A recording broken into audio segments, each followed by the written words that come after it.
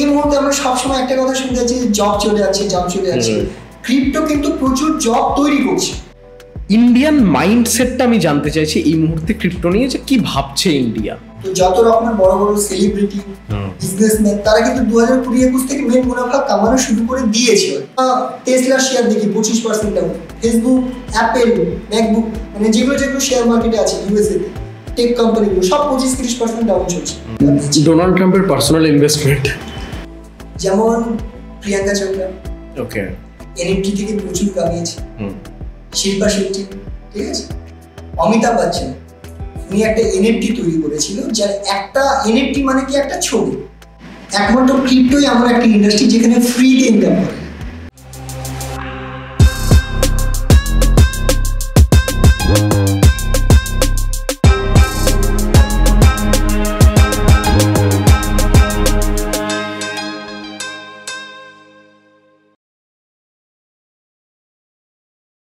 Cryptocurrency ওয়ার্ল্ডের financial future হয়তো হতে চলেছে। আমরা আজকে দুটো পডকাস্ট শুরু করেছি, যেটা দুটোই ক্র্যাশ কোর্সের থেকে কম না। একটা যারা নতুন জানতে চাইছেন, ক্রিপ্টো নিয়ে ইন্টারেস্টেড, এবং যারা অলরেডি ইনভেস্ট করছেন তাদের জন্য রয়েছে দুটো পডকাস্ট। একটা ভীষণ ইন্টারমিডিয়েট লেভেলের, যারা জানতে চাইছেন, যারা শিখতে চাইছেন, তাদের জন্য একটা ফুল গাইডলাইন রয়েছে প্রথম পডকাস্ট। এবং দ্বিতীয় পডকাস্ট আমরা রকি মন্ডলের সঙ্গে শুরু করেছি, যিনি নিজের লাস্ট 5 বছর ধরে ক্রিপ্টো নিয়ে পড়াশোনা করছেন, রিসার্চ করছেন এবং মানুষকে ট্রেন করছেন একটা লম্বা সময় ধরে, এবং তিনি নিজেও প্রফিটেবল বিজনেস দিচ্ছেন তার ক্লায়েন্টদের, যারা তার সাথে ট্রেন করছেন। আপনারা দেখে নিন এই দুটো পডকাস্ট শুধুমাত্র এসএসএনই। রকি ভাই, তোকে নমস্কার। প্রথমেই, তুই ক্রিপ্টো নিয়ে পড়াশোনা করছিস, 5 বছর হলো ক্রিপ্টো নিয়ে ফুল টাইম রয়েছিস। লাস্ট অনেকটা সময় ধরে আমি জানি তুই মানুষকে ট্রেনিংও দিচ্ছিস, এবং বিভিন্ন কান্ট্রির লোকজনও রয়েছে তোর সাথে, তোর ইউটিউব চ্যানেলও রয়েছে। আমার ক্রিপ্টো নিয়ে খুব একটা বেশি নলেজ ছিল না, কিন্তু জানার আগ্রহ আমার ক্রিপ্টো নিয়ে বহুদিনের। তো আমি ভাবছিলাম যারা ক্রিপ্টো নিয়ে জানতে চায়, ইনফ্যাক্ট ধর যেরকম আমাদের গভর্নমেন্টের পরিস্থিতি বা যেরকম চারদিকের অবস্থা, সেই জায়গা থেকে ক্রিপ্টো নিয়ে যখন, বা শেয়ার মার্কেট, এগুলোর প্রতি জেনারেলি ইন্টারেস্ট বাড়ছে, এবং যা সোশ্যাল ইকোনমিক স্ট্রাকচার বল, জিওপলিটিক্স বল, মানুষ এগুলোর প্রতি ঝুঁকছে কোথাও গিয়ে। প্রথম বেসিক প্রশ্ন, একদম সাধারণ জায়গা থেকে, স্বাভাবিক জায়গা থেকে, ক্রিপ্টো কি, মানে ক্রিপ্টো জিনিসটা কি? সবার প্রথমে আমি বলতে চাইবো যে ক্রিপ্টো খুব সহজ চলতি ভাষায় যদি বলি, ক্রিপ্টো মেনলি একটি ডিজিটাল সম্পদ বলা যায়, বা ডিজিটাল কারেন্সি বলা যায়। যদি আমরা ক্রিপ্টো কারেন্সিটাকে ভেঙে নিই, তো ক্রিপ্টোর সঙ্গে কারেন্সি ওয়ার্ডটা আছে। কারেন্সি বলতে মেনলি দেশীয় মুদ্রাগুলোকে বলা যায়, যেমন ইন্ডিয়ান আইএনআর, বাংলাদেশের টাকা, বাংলাদেশের পাকিস্তানের পিকিআর। এই যে কারেন্সি আছে, এই কারেন্সি থেকে কারেন্সি কথাটা এসে, আর ক্রিপ্টো হচ্ছে একটা সম্পদ। এবার ডিজিটাল কারেন্সির সঙ্গে দেশীয় যে কারেন্সি আছে তার সঙ্গে ডিজিটাল কারেন্সি ডিফারেন্ট কি। দেশীয় যে আমাদের টাকা আছে, যেমন ধরলাম 500 টাকা, প্রত্যেকটা ভারতবর্ষে কিন্তু সব জায়গায় সেম ভ্যালু আছে, সেটা দিয়ে আমরা বাইসেল করতে পারি। ক্রিপ্টো এরকম একটা ভ্যালু আছে ফিজিক্যালি, বাট ডিজিটালি তার ভ্যালু আছে, যেটা দিয়ে আমরা গাড়ি, বাড়ি, শপিং, ফার্স্ট ওয়ার্ল্ড কান্ট্রিগুলোতে একটা কফি খেতে গেলে সেগুলো আমরা ক্রিপ্টো দিয়ে সমস্ত কিছু করতে পারবো। আর খুব সংক্ষেপে বলতে গেলে ক্রিপ্টো একটা অ্যাসেট, যেমন গোল্ড, সিলভার, যাদের কিন্তু একটা রিয়েলি ভ্যালু আছে। তো ক্রিপ্টোর একটা রিয়েলি ভ্যালু আছে, যেটা দিন দিন বাড়ে। যেমন আমাদের দেশীয় যে মুদ্রা, 100 টাকার ভ্যালু 100 টাকা, সেটা কোনোদিন 110 টাকা হবে না, বরং যদি দেখা যায় ইন্টারন্যাশনাল মার্কেটে দাম কমে যেতে পারে, তাই না? যেমন একটা সময় 60 টাকা সঙ্গে সঙ্গে কিন্তু বেসিক্যালি ক্রিপ্টো গোল্ডের মতো কোথাও গিয়ে যদি দিন ভ্যালু বাড়ছে, যেমন গোল্ড। ঠিক আছে, তো ক্রিপ্টো এমন একটা সাবজেক্ট যেটা নর্মাল কারেন্সির মতো, কিন্তু ডিজিটালি, ফিজিক্যাল নেই, এটা দিয়ে সমস্ত খরচা করা যায়। এবং আলটিমেট যদি বলি, নর্মাল টাকা দিন দিন ভ্যালু কমে, ইনফ্লেশন যেটাকে আমরা বলি, এটা দিন দিন ভ্যালু পায়। তার একটা সংক্ষেপে যদি কথা বলি, আমাদের যে দেশের টাকা আছে, প্রত্যেকটা গভর্নমেন্ট চাইলে মানি প্রিন্ট করতে পারে, যেমন করোনার সময় প্রবলেমে প্রত্যেকটা দেশ করেছে, বাট ক্রিপ্টোকে বাড়ানো যায়। কারণ যখন কোনো ক্রিপ্টো লঞ্চ হয়, শুরুতেই তার একটা স্মার্ট কন্ট্রাক্ট অর্থাৎ ব্লকচেনের মধ্যে ইনপুট থাকে যে লাইফ টাইম কত সাপ্লাই থাকে, মানে কত সংখ্যা থাকে। ওকে, যেমন বিটকয়েনের ক্ষেত্রে যদি আমি বলি, 21 মিলিয়ন হচ্ছে এটা লাইফ টাইম সর্বোচ্চ সাপ্লাই। এই মুহূর্তে 19.9 সামথিং কিছু আছে, বাকি যে 1.5 মিলিয়ন বাকি আছে এখন আসতে, সেটা 2039 সাল পর্যন্ত আছে। আচ্ছা, আজকের ডেটে ক্রিপ্টোকারেন্সি কিন্তু গ্লোবাল, তো দিন দিন চাহিদা বাড়ছে, কিন্তু সংখ্যা কিন্তু কম। যেমন আমরা সহজ এক্সাম্পল, লিমিটেড। আইফোনের চাহিদা কেন? কারণ আইফোন কিন্তু প্রচুর হয় না, যত মার্কেটের চাহিদা তার তুলনায় কম আসে জন্য এত হয়, তাই না? তো ক্রিপ্টো এরকম একটা ব্যাপার যার দিন দিন ভ্যালু বাড়ে, কারণ কোয়ান্টিটি থাকে।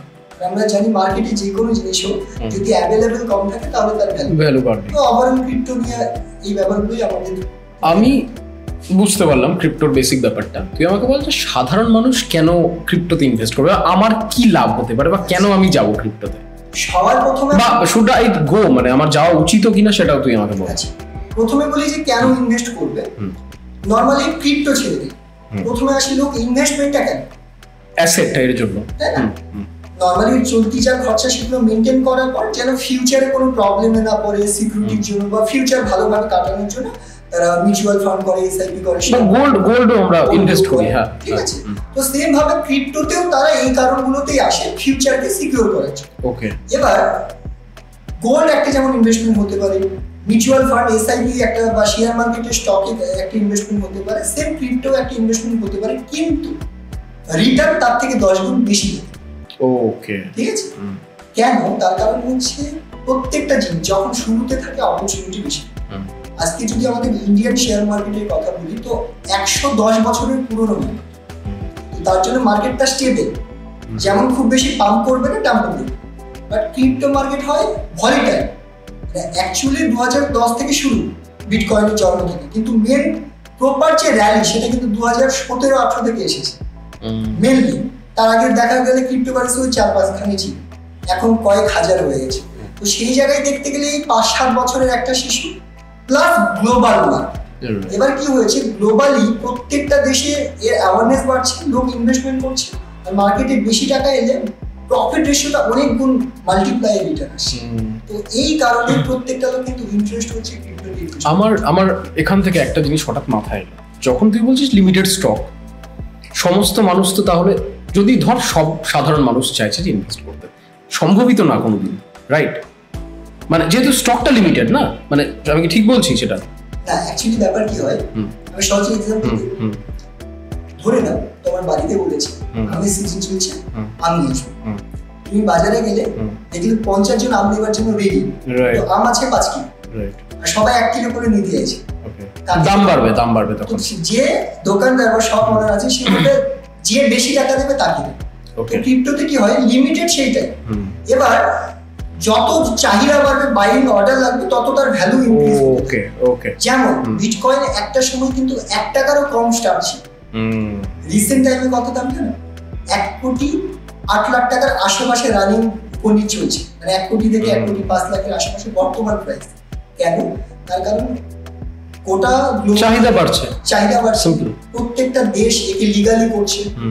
ইউএসএ তে ডোনাল্ড ট্রাম্প, এলন মাস্ক তারা সরাসরি প্রমোট করছে।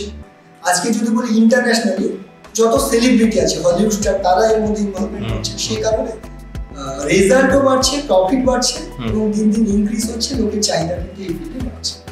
আমি বিটকয়েন থেকে সরে আসছি, আমি ক্রিপ্টোতে আসছি। আচ্ছা, বুঝতে পারলাম এই মুহূর্তে কারা ইনভেস্ট করছে। আমি বলছি এই মুহূর্তে ইন্ডিয়ান মার্কেটে 2025-এ কোন শ্রেণীর মানুষ বা কারা ইনভেস্ট করছে। আমি বলছি না কারা করবে, কারা করছে। হ্যাঁ, অলরেডি আমি যদি 2-1 বছর পেছনে যাই, তো যত রকমের বড় বড় সেলিব্রিটি, বিজনেসম্যান, তারা কিন্তু 2020-21 থেকে মেন মুনাফা কামানো শুরু করে দিয়েছে অলরেডি। ওকে, তারা প্রফিটেবল, হিউজ। এবং এখন যদি আমরা বলি বর্তমানে স্টুডেন্ট, জব পার্সন থেকে শুরু করে সমস্ত ক্যাটাগরির লোক এর মধ্যে ইনভলভমেন্ট, বিশেষ করে যারা একটু অনলাইন সাবজেক্টের সঙ্গে ইনভলভমেন্ট, কারণ একটা বিষয় না জানলে তো আর ইনভেস্টমেন্ট করবে না। তো যারা একটু অনলাইন কাজকর্ম বা অনলাইন রিলেটেড বেশি, মানে ডিজিটালি যারা একটু অ্যাওয়ার থাকে, তো স্টুডেন্ট বলো, জব পার্সন, হাউসওয়াইফ, সমস্ত শ্রেণীর লোক এখানে ইনভেস্টমেন্টে অলরেডি করছে। যাদের তুই সেলিব্রিটির কথা বললি, আমি ইন্ডিয়ার বেসিসে বলছি, মানে এরকম জানা রয়েছে বা কেউ যারা ইনভেস্ট করেছে, যেমন প্রিয়াঙ্কা চোপড়া, ওকে, এনএফটি থেকে প্রচুর কামিয়েছে। শিল্পা শেট্টি, ঠিক আছে। অমিতাভ বচ্চন, উনি একটা এনএফটি তৈরি করেছিল, যার একটা এনএফটি মানে কি একটা ছবি, আমি আসি তাতে, যারা ওই একটা ছবির দাম 6 কোটি টাকা। আচ্ছা, এবার এনএফটিটা কি আমি বলি, এনএফটি হচ্ছে একটা রিয়েল অ্যাসেট। যেমন কি হয়, মোনালিসার একটা ছবি বা কোনো একটা বেস্ট ওয়ার্ল্ড ফেমাস পেইন্টারের ছবি, তার একটা আলাদা ভ্যালু থাকে। এবার অমিতাভ বচ্চনের গ্লোবালি কিন্তু প্রচুর ফ্যান আছে, এবার অমিতাভ বচ্চন করছে কি 10টা এনএফটি তার থাকবে মার্কেট। ওকে, এবার আমি তোমার সব থেকে বড় ফ্যান, প্রুভ করবো কি করে? সেটা কিনবো আমি তো কিনবো, তাকে আমি ভালোবাসি, স্নেহ করেছি। তো অমিতাভ বচ্চনের এক একটা এনএফটি যেটা সেল হয়েছে 6 কোটি টাকায়, যেখানে অমিতাভ বচ্চনের সমস্ত ছবির যে লুকগুলো, পোস্টারগুলো একটাতে একটা জুম করবো, আরেকটা একটা মানে তার চোখ থেকে অমিতাভ বচ্চন, মানে যত জুম করবো তত অমিতাভ বচ্চনের এক একটা করে পোস্টার আছে। তো এটা মিলে এনএফটির একটা পার্ট 6 কোটি টাকা। তো অমিতাভ বচ্চন, সালমান খানের অলরেডি ক্রিপ্টো নিয়ে অলরেডি অনেক কিছু চলেছে, ঠিক আছে। তো অনেক সেলিব্রিটি সামনে এসে কাজ করেছে, অনেক সেলিব্রিটি পেছন থেকে কিন্তু গেম করে নিয়েছে। তুই বললি অনেকগুলো কান্ট্রিতে, যেটা আমিও জানি যে অনেকগুলো কান্ট্রিতে ক্রিপ্টো লিগাল করছে। ইন্ডিয়াতে কি পরিস্থিতি চলছে? ইন্ডিয়াতে 2020-21 পর গভর্নমেন্ট কনফিউশন ছিল, যার জন্য অনেক কিছু ব্যান, সোলো ব্যান ঠিক না, সোলো ব্যানে ছিল, অনেক প্রমোশনে অফ ছিল। এখন বর্তমানে crypto fully legal, fully legal, ঠিক আছে। কিন্তু যে ট্যাক্স সেটা একটু বেশি, বাট লিগাল ভাবে ট্যাক্স পেমেন্ট করে সকলে কাজ করতে। ওকে, আচ্ছা, দুটো বিষয় ক্রিপ্টো যখনই আমরা শুনি যে ক্রিপ্টো কয়েন, ক্রিপ্টো টোকেন, এই দুটোর পার্থক্যটা কি? অ্যাকচুয়ালি কি হয় এই মুহূর্তে যদি আমরা বলি, কয়েন টোকেন সব মিক্স হয়ে গেছে।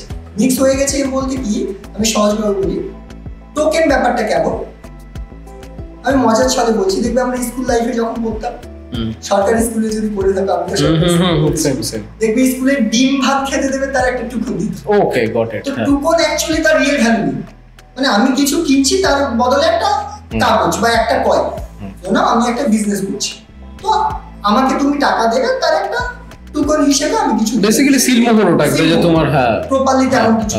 এবার কয়েন কি, কয়েন হচ্ছে একটা ব্লকচেন, যাদের নিজস্ব ব্লকচেন। আমি যদি সহজ করে বলি, ইন্টারনেট ব্লকচেন বিষয়টা অনেক একটা ক্লিয়ার না, তো একটু ইন্টারনেট বিশাল বড় একটা রেভলিউশন এসেছে। আজকে তুমি ভাবো ইন্টারনেট না থাকলে আমরা পডকাস্ট করতে পারলাম না, ইউটিউব, ফেসবুক, পুরো দুনিয়া অন্ধকার। তো ইন্টারনেট যেমন একটা রেভলিউশন এনেছে, ব্লকচেন টেকনোলজি এটা ছোট মোটো ব্যাপার, এটা একটা বিশাল বড় রেভলিউশন। এটা দিয়ে তুমি কৃষি ক্ষেত্র থেকে শুরু করে এই যে গভর্নমেন্ট, আমি একটু সহজ করে এই ব্যাপারটা জানা দরকার। এই যে গভর্নমেন্ট সমস্ত যে ডেটা রিলেটেড কাজ করে, এবার ভাবো অন্য কান্ট্রি যদি আমাদের গভর্নমেন্টের যে ডেটা সিকিউরিটি এগুলো জেনে যায় কি অবস্থা, ঠিক আছে। তো এই যে সিকিউর দেবার যে কাজগুলো করে সেটা ব্লকচেনের মাধ্যমে। ব্লকচেনে কি হয়, মানে এক একটা ব্লক থাকে আর প্রচুর চেনের সঙ্গে কানেক্টেড থাকে। মানে সহজভাবে বলি, এই ল্যাপটপটাকে হ্যাক করা পসিবল, কিন্তু যদি 1 সেকেন্ডের মধ্যে 5 লাখ ল্যাপটপকে হ্যাক করতে হয়, পসিবল কি না? তখন ব্লকচেনটা, তো ব্লকচেন টেকনোলজিটা এমন ভাবে তৈরি যে তাকে হ্যাক করা পসিবল না। এবার ব্লকচেন টেকনোলজি কৃষিকাজ থেকে রেগুলেশন এনেছে, সিকিউরিটি থেকে সমস্ত ইন্ডাস্ট্রিতে, মানে এমন কোনো ইন্ডাস্ট্রি নেই যেটাতে কাজ হয়নি। আর এই ব্লকচেনের একটা ছোট পার্ট হচ্ছে ক্রিপ্টোকারেন্সি। ওকে, মানে ব্লকচেন বিশাল বড় একটা সেক্টর। যেমন আমি সহজভাবে যদি বলি, ইন্টারনেট বড় সেক্টর, তার মধ্যে একটা পার্ট ইউটিউব, তার মধ্যে একটা পার্ট ডিজিটাল মার্কেটিং, দেন ওই রকম ব্লকচেন আলাদা একটা বিশাল বড় রেগুলেশন, তার একটা ছোট পার্ট হচ্ছে ক্রিপ্টোকারেন্সি। এবার আসি, অনেক ক্রিপ্টোকারেন্সি আছে যারা ব্লকচেন তাদের নেই, মানে নর্মাল ক্রিপ্টোকারেন্সি, আর অনেক ক্রিপ্টোকারেন্সি থাকে যাদের নিজস্ব এই ব্লকচেন সিস্টেমটাই আছে। আচ্ছা, ঠিক আছে। তো কয়েন হচ্ছে তাদেরকেই বলে যাদের নিজস্ব এই ইকোসিস্টেমটা আছে, নিজস্ব এই ব্লকচেনটা আছে। আচ্ছা, এবার আর না থাকলে তাদেরকে টোকেন বলছে কি? হ্যাঁ, যদি তাদের নিজস্ব কোনো ব্লকচেন না থাকে তাহলে সেটা টোকেন, যদি নিজস্ব ব্লকচেন থাকে তাহলে সেটা কয়েন। আর একটু সহজ এক্সাম্পল দিই, ধরে নাও এটা 10 তলার বিল্ডিং, 10 তলার ফ্ল্যাট। এবার প্রথম যে নিচের ফাউন্ডেশন অনেকটা নিচে গিয়েছে, সেটাই হচ্ছে ব্লকচেন। এবার এই ফাউন্ডেশন না থাকলে কোনো সিকিউরিটি থাকে না, কোনো দিকে কোনো ভ্যালু নেই, সেটা হচ্ছে টোকেন। তো টোকেন অ্যাকচুয়ালি নর্মাল ভাবে প্রমোট হয়, অনেক সময় অনেক টোকেন স্ক্যাম হয়, অনেক কিছু হয়, কিন্তু ব্লকচেনের মানে যাদের নিজস্ব ব্লকচেন আছে, কয়েনের প্রবলেম হওয়ার চান্সেস খুব কম, কারণ সেগুলো রিয়েল ব্লকচেনে কাজ করে। তো টোকেন আর ব্লকচেনকে যদি সংক্ষেপে ডিফারেন্ট বলি, যাদের নিজস্ব ব্লকচেন আছে টেকনোলজি। এবার ফর এক্সাম্পল কোনো ব্লকচেন আছে যারা গেমিং ইন্ডাস্ট্রিতে গেম তৈরিতে কাজ করছে, যে আমরা গেম খেলি, আমরা সকলে স্পিড চাই যেন গেম, তো প্রসেসর, হার্ড ডিস্ক, এরকম বিভিন্ন কিছু ব্লকচেন সিস্টেম আছে যারা স্টোরেজ প্রোভাইড করছে। এরকম এক একটা ব্লকচেন এক একটা ওয়েবে কাজ করছে, কেউ এআই নিয়ে কাজ করছে। তো এইরকম ব্লকচেনে যাদের নিজস্ব কয়েন আছে সেটাই হচ্ছে কয়েন, আর যাদের নেই তারা টোকেন। কিন্তু আজকের দিনে বিজনেসম্যান যারা বা যারা কয়েন লঞ্চ করছে, মানে এটাকে তাদের বিজনেস পারপাস প্রমোট করার জন্য সবগুলোকে কয়েন বলে চালাচ্ছে, এবং যারা সাধারণ লোক তাদের কাছে সবই কয়েন, কিন্তু অ্যাকচুয়ালি ডিফারেন্টটা এই জায়গায়। আমার না মানে যখন আমরা তো ক্রিপ্টো নিয়ে লাস্ট কয়েক বছর ধরে জানছি বা এই সমস্ত বিষয়গুলো, আমার একটা জিনিস মনে হয় যে ক্রিপ্টোর এই জিনিসগুলো যখন আসছে এটার আমাদের ওভারঅল ফাইন্যান্সের উপর একটা ইম্প্যাক্ট তো পড়তে রয়েছে, মানে পড়তে চলেছে। তো ক্রিপ্টোর ফিউচার কি দেখছিস তুই, যে এটা একটা ভীষণ লং টার্মে থাকতে চলেছে, বা ক্রিপ্টোর মতো কিছু আরো আসতে চলেছে, বা ক্রিপ্টোর একটা বড় ফিউচার রয়েছে, আর থাকলেও সেটা কিরকম, এবং গ্লোবাল ইম্প্যাক্ট আমি সেটাও জিজ্ঞেস করছি যে গ্লোবাল মার্কেটে কি ইম্প্যাক্ট করতে চলেছে ক্রিপ্টোর। সো গ্লোবাল ইম্প্যাক্ট আমি 2-4টে পয়েন্ট হাইলাইট করতে চাই। নাম্বার 1 হচ্ছে ব্লকচেইনের একটা পার্ট হচ্ছে ডেফি। ডেফির ফুল ফর্ম হচ্ছে ডিসেন্ট্রালাইজড ফাইন্যান্স। ফর এক্সাম্পল, তুমি বিশাল বড় কোনো ইনস্টিটিউট চালাও, ফিনান্সিয়াল কারবার করো, সেটা ব্যাংকিং হতে পারে, বিভিন্ন হতে পারে, তো সেখানে হ্যাক হওয়ার চান্সেস তো থাকে। রাইট। তো তুমি যে কাজই করো না কেন সেটা ব্লকচেইনের মধ্যে ইনভলভ করে তোমার কাজকে সিকিউরিটি দেওয়ার কাজ, ফিনান্সিয়াল সিকিউরিটি দেওয়ার কাজ করে ডেফি। তো ব্লকচেইনের একটা বড় পার্ট হচ্ছে ডিসেন্ট্রালাইজড ফাইন্যান্স, যেটা গ্লোবালি বিশাল বড় রেগুলেশন হয়েছে। আজকের দিনেতে এই ডেফি প্রজেক্টকে অ্যামাজন থেকে শুরু করে, ঠিক আছে, বড় বড় টেসলা থেকে শুরু করে, মানে যেগুলো বিশেষ করে টেক কোম্পানি অ্যাকচুয়ালি, ঠিক আছে, বা যাদের ডেটা সিকিউর রাখার অনেক কোম্পানি থাকে না, যাদের ডেটা খুব ইম্পর্টেন্ট, এই ধরনের যে সিকিউরিটি দেওয়ার কাজগুলো সেটা ব্লকচেইনের ডেফিতে হয়, যেটা হয়তো আমরা জানি না, যেটা বিশাল বড় একটা রেগুলেশন। দ্বিতীয়ত যদি বলি গ্লোবাল কি ইম্প্যাক্ট করেছে আজকের ডেটে, ফর এক্সাম্পল যেমন আমার অনেক রিলেটিভ বাংলাদেশে আছে। সো বাংলাদেশ থেকে যদি আমাকে কেউ টাকা পাঠায়, ঠিক আছে, তাহলে এক তো যদি যা টাকা পাঠায়, বাংলাদেশের যা টাকার ভ্যালু, আমাদের টাকার ভ্যালু কিন্তু ডিফারেন্ট। তো তারা যদি 1 লাখ টাকা পাঠায়, আমাদের এখানে কনভার্ট হয়ে আমরা হয়তো হাতে পাবো 70 থেকে 65,000 টাকা, বর্ডার একটা চার্জ আছে। সেম জায়গায় আমরা যদি ব্লকচেইনের মাধ্যমে ক্রিপ্টোতে কনভার্ট করি, ফর এক্সাম্পল বাংলাদেশের টাকায় ক্রিপ্টো কিনে নিলাম আর সেই ক্রিপ্টো আমাকে পাঠিয়ে দিল, একটা বর্ডার ট্রানজাকশনে 2-4 দিন 5 দিন লেগে যেত। ওকে, বাট এখানে 2 সেকেন্ডে হয়েছে। ওকে। দ্বিতীয়ত 1 লাখ নয়, তুমি 10 লাখও যদি পাঠাও, ম্যাক্সিমাম একটা ছোট গ্যাস ফি হিসেবে 500 টাকা পাবে। আচ্ছা, মানে যে ব্লকচেইনে চলবে তার একটা গ্যাস ফি থাকে, ঠিক আছে, মানে যেমন তুমি যে রাস্তায় চলবে একটা টোল ট্যাক্স দিতে হয়, ওইরকম যে ব্লকচেইন ইউজ হবে তার একটা গ্যাস ফি থাকে, যেটা খুব বেশি হলে $2, $4, $5 ম্যাক্সিমাম, ঠিক আছে। তার মানে তুমি 1-2 লাখ টাকা পাঠাবে, 200-500 টাকা খরচা হবে, এক্সট্রা কোনো চার্জ নেই। তো এই যে ক্রস বর্ডার ট্রানজাকশন, এটা বিশালভাবে ইম্প্যাক্ট করছে। বিশেষ করে আমি যদি ইউএসএ তে বলি, যে ব্যাংকগুলো আছে বা আমাদের ইন্ডিয়ান ব্যাংকও যদি কথা বলি, তারা কিন্তু নিয়ন্ত্রণ করে রাখে। কেমন নিয়ন্ত্রণ? আমাদের দেশে যদি মানি প্রিন্টিং হয়, তাহলে ইন্টারন্যাশনাল মার্কেটের টাকার ভ্যালু কমে যাবে, এবং একটা অসামঞ্জস্য যদি তৈরি হয় গ্লোবাল মার্কেটে, বিশাল বড় ইম্প্যাক্ট করবে। এই প্রবলেমকে সলভ করছে কিন্তু ক্রিপ্টো এবং স্টেবল কয়েন। কিভাবে? মানে প্রত্যেকটা দেশের কারেন্সি আলাদা আলাদার জন্য, ফর এক্সাম্পল ইন্ডিয়ান কারেন্সির উপর যদি কোনো ইকোনমিক্যাল প্রবলেম আসে, তাহলে গ্লোবাল মার্কেটে ইফেক্ট করবে। কিন্তু একটা ডিজিটাল ক্রিপ্টো যেটা ইউএসডিটি স্টেবল হয়, সেটাতে কি হয়, বাংলাদেশেও যা ভ্যালু, ইন্ডিয়াতেও সেম ভ্যালু, পাকিস্তানেও সেম ভ্যালু, ডলারের ভ্যালুতে সেম গ্লোবালে। তাতে কি হয়, গ্লোবাল মার্কেটকে রক্ষা করার কাজও কিন্তু অনেকটা কিন্তু করছে ক্রিপ্টোকারেন্সি। এবং প্রত্যেকটা গভর্নমেন্ট বর্তমানে তাদের যে ফান্ড, মানে প্রত্যেকটা দেশ কি করে, তারা অ্যাজ এ ফান্ড গোল্ড সঞ্চয় করে রাখে সিকিউরিটির জন্য, সিলভার রাখে, ঠিক আছে, সেম ভাবে ক্রিপ্টো রাখছে, বিশেষ করে বিটকয়েন তাদের রিজার্ভে কিন্তু রাখা শুরু করে দিয়েছে। তো গ্লোবাল এইভাবে ইম্প্যাক্ট করছে। আরো যদি 2-3টে বলি, এই মুহূর্তে আমরা সবসময় একটা কথা শুনতে যাচ্ছি, জব চলে যাচ্ছে, জব চলে যাচ্ছে। ক্রিপ্টো কিন্তু প্রচুর জব তৈরি করছে। কিভাবে? ওয়েব3 ইন্ডাস্ট্রি কাজ করছে, সেখানে ওয়েব3-র মধ্যে প্রচুর জব চলছে। সোশ্যালফাই, গেমিফাই অর্থাৎ গেমিং ইন্ডাস্ট্রি তৈরি করছে ক্রিপ্টো, তো ব্লকচেইনকে ইউজ করে সেখানে প্রচুর অনলাইন ডিজিটাল জব তৈরি হচ্ছে। আজকের ডেটে রিয়েল ওয়ার্ল্ড অ্যাসেট টোকেনাইজেশনের উপর কাজ করছে। ব্যাপারটাকে সহজে যদি বলি, আজকের ডেটে প্রত্যেকটা যে রিয়েল ভ্যালু, ফর এক্সাম্পল তুমি গোল্ডে ইনভেস্টমেন্ট করতে, নর্মাল করতে, সেটাই যদি তুমি ক্রিপ্টোর মাধ্যমে করতে পারো, তো তুমি তো গোল্ডে করতে, এখানে ক্রিপ্টোর মাধ্যমে ওই গোল্ডে ইনভেস্টমেন্ট করলে তোমার কোনো যায় আসে না, কিন্তু এখানে প্রফিট পাওয়ার চান্সেস আছে ক্রিপ্টোর মাধ্যমে করে। এবং আজকের ডেটে ধরে নাও হার্ভার্ড ইউনিভার্সিটি, বিশাল বড় একটা নাম, সকলে জানি, বা বিভিন্ন MBA কলেজ, তারা কি করছে, অনেক কান্ট্রি থেকে কিন্তু সেখানে ফিসের ব্যাপার থাকে, শুধু যে আমাদের দেশের লোক ইয়ে করে সেটা না। তো সেখানে তারা ক্রিপ্টোর সাহায্য নিচ্ছে, যে ইজিলি তারা ক্রিপ্টোতে কয়েক সেকেন্ডে পাঠাতে পারবে, তার জন্য ওয়েটের গল্প নেই, তাই না? তো এটাকে বলে রিয়েল ওয়ার্ল্ড অ্যাসেট, অর্থাৎ রিয়েল তুমি জমি জায়গা কিনতে পারবে ক্রিপ্টোর মাধ্যমে। যেমন কিছু কোম্পানি এমন আছে, ফর এক্সাম্পল তুমি একজন বিজনেসম্যান, তুমি ভাবছো দুবাইয়ে রিয়েল এস্টেটের বিজনেস করবে, কোনো ফ্ল্যাট নেবে, কিছু নেবে, এবার তুমি এখানে বসে আছো, দুবাইয়ে যার থেকে নিনবে সে কতটা সেফ, কতটা সিকিউর, ডুপ্লিকেট হতে পারে।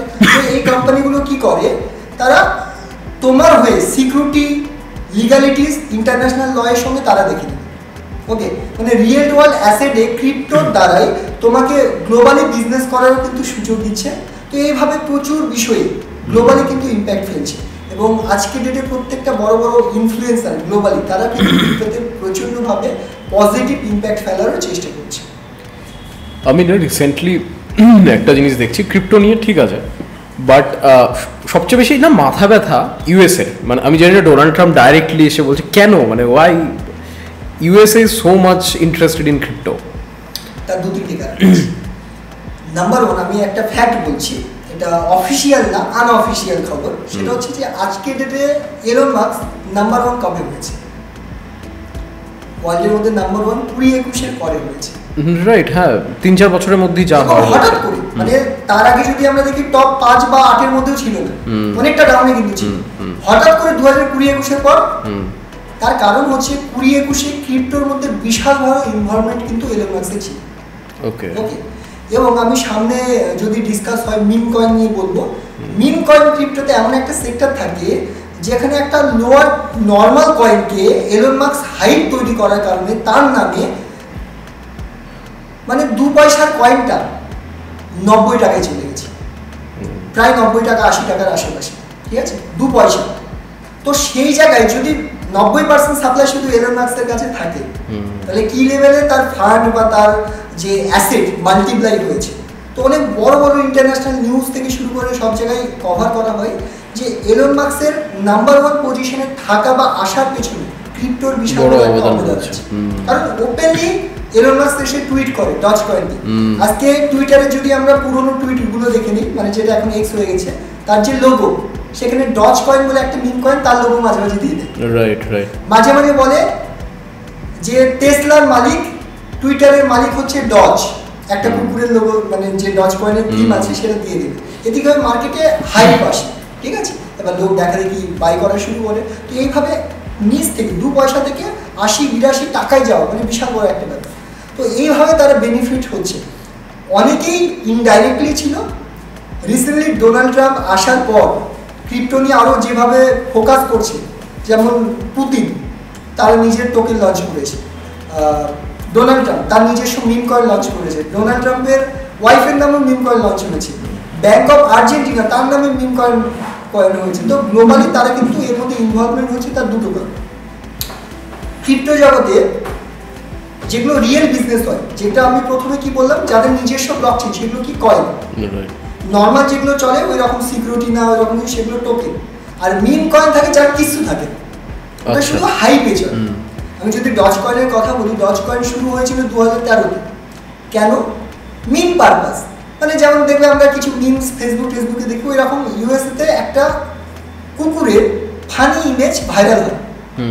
তো বন্ধুদের মধ্যে মজা করার ছলে যে মজা করে আমি তোকে 10 টাকা দিলাম, তুই চা খেয়ে নিস, এইরকম মিম পারপাস, ঠিক আছে, ওটা তৈরি হয়েছিল। রিসেন্টলি এখন দেখবে যে সিগমা মেল টাইপের ইমেজ ভাইরাল হচ্ছে। তো সেই রকম সেই সময় ইউএসএ তে কুকুরের একটা ফানি হাসির ইমেজ ভাইরাল চলছিল। তো সেই ভাইরালিটি থেকে ডজ কয়েন তৈরি হয়, জাস্ট মজা পারপাস ইউজ হয়। দেন এলন মাস্ক সেটা নিয়ে টুইট করা শুরু করে। দেন তারপরে 2 সেন্টের টাকাটা, মানে 2 পয়সার টাকাটা, সেটা কিন্তু 82 টাকা পর্যন্ত হাই লাগে। তো এই যে এতটা প্রফিট এলন মাস্ক এবং বাকিরা পেয়েছে। এবার তোমার যেটা প্রশ্ন ছিল, তারা ইন্টারেস্ট নিচ্ছে কেন? এবার দেখবো যত বড় বড় নাম না, তারা রিয়েল প্রজেক্ট ইন্টারেস্ট নিচ্ছে, লিগালিটিসের কথা বলছে, কিন্তু অপরপক্ষে তারা মিম কয়েনে বেশি ইন্টারেস্ট কেন? এখানে একটা বড় প্রশ্ন। তার দুটো কারণ। প্রত্যেকটা মিম কয়েনের ওয়েবসাইটে যদি যাই, লেখা থাকে ফিনান্সিয়াল রিটার্নের কোনো গ্যারেন্টি কেউ করবেন না, আমরা মজা পারপাস তৈরি হয়েছে। ওকে, তাহলে কোনো লিগালের মধ্যে কিছু থাকলোই না, কারণ লেখাই আছে আমরা মজা। এবার কি হয়, মিম কয়েনটা না সাপ্লাই আনলিমিটেড থাকতে পারে, যেহেতু কয়েক পয়সায় মানে তুমি 10 টাকায় 10 লাখও পেতে পারো। তো কি হয়, যখন তুমি ফর এক্সাম্পল তুমি তৈরি করলে শুরুতেই 80-90% সাপ্লাই তুমি নিজে রাখলে, এবার মার্কেটে ম্যানিপুলেশন করতে হেল্প হয় মিম কয়েনে। কারণ একটা বিটকয়েনের দাম 1 কোটি টাকা, ঠিক আছে? মার্কেটে যত বিটকয়েন আছে এত বড় মার্কেটকে ম্যানিপুলেশন করা খুব চাপ। কিন্তু একটা মিম কয়েন যেখানে একটু বেশি টাকা এলে ম্যানিপুলেশন সম্ভব। তো আলটিমেট বড় বড় যারা ইনফ্লুয়েন্সার তারা হাইপ তৈরি করছে, দেন ম্যানিপুলেশনের মাধ্যমে মিম কয়েন থেকে তারা টাকা কামিয়ে বেরিয়ে যাচ্ছে। এবং একটু যদি অফ বিটে কথা বলি, তো এর মধ্যে অ্যাকচুয়ালি অনেক ব্ল্যাক মানি আছে। ওকে, যেমন কিছু ব্লকচেন আছে, যেমন সোলোনা ব্লকচেন আছে, বিএনপি ব্লকচেন আছে, ইথেরিয়াম ব্লকচেন আছে। এবার এগুলো এদের নিজস্ব কয়েন আছে, ব্লকচেন আছে, এগুলো একটা রেপুটেড। সেখানে কিছু কারসাজি করলে প্রবলেম হয়ে যায়। ফর এক্সাম্পল টাটা বিড়লা, তাদের অনেক রকম বিজনেস আছে, তার একটা কোনো কোম্পানিতে যদি ইফেক্ট পড়ে পুরো গ্লোবালি তার নাম খারাপ হয়। তো তাদের যে রিয়েল প্রজেক্ট সেখানে তারা কারসাজি করতে পারবে না। তো তারা কি করে, নিজেরাই মিম কয়েন লঞ্চ করে, অথবা মিম কয়েন লঞ্চের পর তারা প্রমোশন করে। এবং তাদের একটা ফান্ড, ফর এক্সাম্পল আমি বলছি, তুমি 10 কোটি টাকা লাগালে, ওকে, এবার 2-4 কোটি টাকা ইচ্ছাকৃত, 10 কোটি টাকা লাগিয়েছো, 5 কোটি টাকা তুমি ইচ্ছাকৃত লস করিয়ে দিলে, ধরুন যে প্রাইসে গেছে ওখান থেকে দাম কমিয়ে দিলে, দেন পাম্প করালে। এতে কি হয়, তারা ট্যাক্সের ক্ষেত্রে দেখাচ্ছে যে আমার 10 কোটি টাকা লস গেছে, ট্যাক্সটা বেঁচে গেল। তো অফিশিয়ালি কি হয়, তারা হয়তো 10 কোটি টাকা মিম কয়েনে লাগালো আর 5 কোটি লসে তারা এক্সিট করলো, ওকে। তো অফিশিয়ালি দেখালো 5 কোটি লস, কিন্তু আনঅফিশিয়ালি তারা হয়তো কয়েক সেন্ট, মানে কয়েক 00 সেন্টে তারা হয়তো কোয়ান্টিটি 90% কিনে রেখেছিল, যেটা হতে পারে ওই 10 কোটির জায়গায় 1-2 বিলিয়নে কনভার্ট হয়ে যায়। তো অ্যাকচুয়ালি ভেতরের এই গেমগুলো চলে মিম কয়েনে। এবং আরেকটা সত্যি কথা মিম কয়েনের যদি বলি, আমার যেমন অনেক ক্লায়েন্ট বলি বা ইউজার বলি যারা ক্রিপ্টো নিয়ে আমার থেকে শিখছে, এই মানে যদি আমরা বলি first world country, new York থেকে শুরু করে সিঙ্গাপুর, মানে সব জায়গায় আছে। তো ফার্স্ট ওয়ার্ল্ড যে কান্ট্রিগুলো আছে, মজার ব্যাপার সেখানে কোনো মিম কয়েনই নেই। আচ্ছা, মানে মজার ব্যাপারটা হচ্ছে, আমরা যে কোনো শেয়ার মার্কেটে শেয়ার কিনবো কোথায়, কোনো না কোনো ডিমেট অ্যাকাউন্ট থেকে। ওই রকম যে এক্সচেঞ্জগুলো অ্যাভেলেবেল আছে ফার্স্ট ওয়ার্ল্ড কান্ট্রিতে, সেখানে কোনো মিম কয়েন নেই। খুব বেশি হলে 2-3টে আছে যেগুলো অনেক পুরনো, 10 বা 2-3টে যেগুলো অনেকটা স্টেবল। তার মানে ফার্স্ট ওয়ার্ল্ড কান্ট্রিতে কোনো প্রভাব পড়ছে না, তারা কোনো ক্ষতিগ্রস্ত হচ্ছে না। অ্যাকচুয়াল ক্ষতিগ্রস্ত কিন্তু মিম কয়েন হচ্ছে এশিয়ান কান্ট্রিগুলো। ওকে, তার কারণ তারা বোঝে না বা বুঝতে চায় না। বোঝে না এমন ভুল, অনেকে বুঝতে চায় না। অনেকে ভাবে যে 10-20 হাজার টাকা লাগালাম, যদি 2-4টে শূন্য কেটে যায় 10 কোটি 20 কোটি হয়ে গেলে বলে। আর 90% না, 95% মিম কয়েন মার্কেটে আসে যেগুলো স্ক্যাম। কিছু প্রজেক্ট আসে যেগুলো রিয়েলি কাজ করে, ম্যাক্সিমাম 90% স্ক্যাম। এবার সাধারণ লোক বুঝতে চায় না বা বোঝার চেষ্টা করে না যে অ্যাকচুয়ালি মিম কয়েন চুজ করতে হয় কি, কারণ প্রত্যেকটা জিনিসের একটা প্রসেস থাকে, ঠিক আছে? তো এই জায়গায় হয়ে যায় প্রবলেম। আমরা যারা এশিয়ান কান্ট্রিতে থাকি তারা ম্যাক্সিমাম ফেসে যায় মিম কয়েনের চক্করে। তো আমি পার্সোনালি সকলকে বলবো মিম কয়েনে ইনভেস্টমেন্ট করা উচিত, করতে পারে। যেমন আমরা লটারি কাটি, ঠিক সেরকম পেলাম না পেলে গেল, সেই মাইন্ডে যদি আপনি মিম কয়েনে ইনভেস্টমেন্ট করেন, গুড। যে আপনি 1000 টাকা লাগালেন, যদি 2-3টে শূন্য কেটে দেয়, তো 1000 টাকা হতে পারে 1 লাখ টাকা হয়ে গেল, হতে পারে লাখ। যেমন কয়েক হাজারের মধ্যে হয় তেমন, কারণ মার্কেটে হাজারো মিম কয়েন আছে, তার মধ্যে আপনারটাই যে চলবে, কারণ এটা রিয়েল হাইপ চলে না, রিয়েল কোনো ইউটিলিটি, মানে এদের কোনো ইউজ কেসই থাকে না। তো সেই জন্য মিম কয়েনে অনেকে যারা নতুন মার্কেটে আসে, মার্কেটে বেশিরভাগ লোক মিম কয়েনের কথা শুনে আসে। মানে যেমন 2020-21-এ 2020-তে শিবাইনু, আমার নিজেরও বাড়ি, শিবাইনু যে ডিজিট থাকে সেটা 9টা জিরোর পর তার প্রাইস ছিল।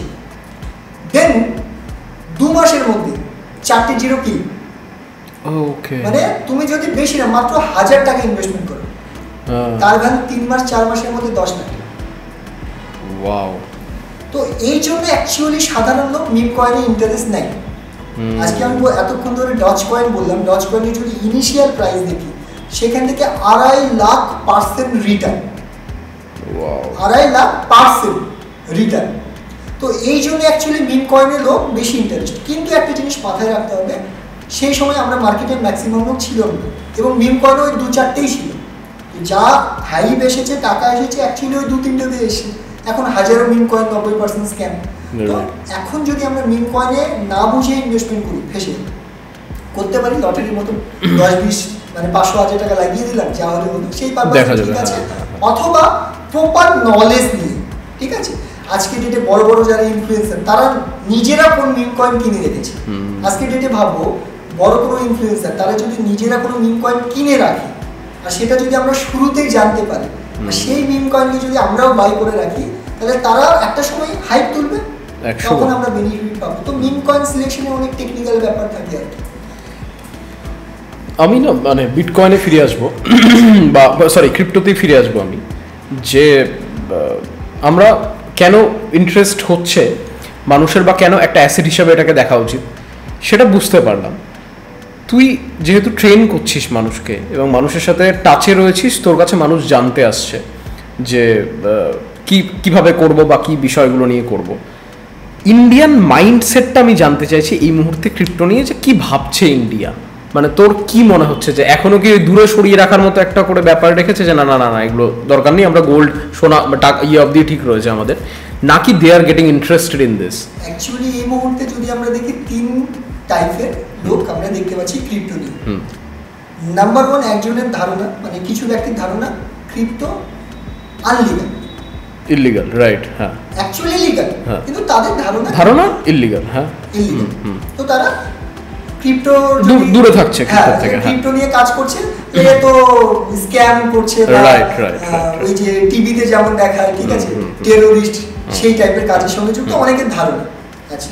এটাকে যদি বাদ দিই, দ্বিতীয় কিছু পার্সন আছে যাদের কাছে ক্রিপ্টো মানে মিম কয়েন, তারা বিটকয়েনের থেকেও ভালো মিম কয়েন কিনে, যে টাকা লাগাবো যদি দুটো শূন্য কেটে মানে দেয়। এইটা আমার আইডিয়া ছিল না, মানে যে মিম কয়েনটা নিয়ে, আমি মিম কয়েন নিয়ে একটা ফোটাও জানতাম না, আমি শুধু নাম শুনেছি এর আগে তোর সাথে বসার আগে। মানে মিম কয়েন সম্পর্কে একটা অডিয়েন্স জানে, সেকশন জানে, এটাই আমার কাছে শকিং একটা ব্যাপার। হ্যাঁ, তুই কন্টিনিউ কর। অ্যাকচুয়ালি ক্রিপ্টো রিয়েল যে মার্কেট, তার থেকে বেশি লোক মিম কয়েন নিয়ে বেশি যায়।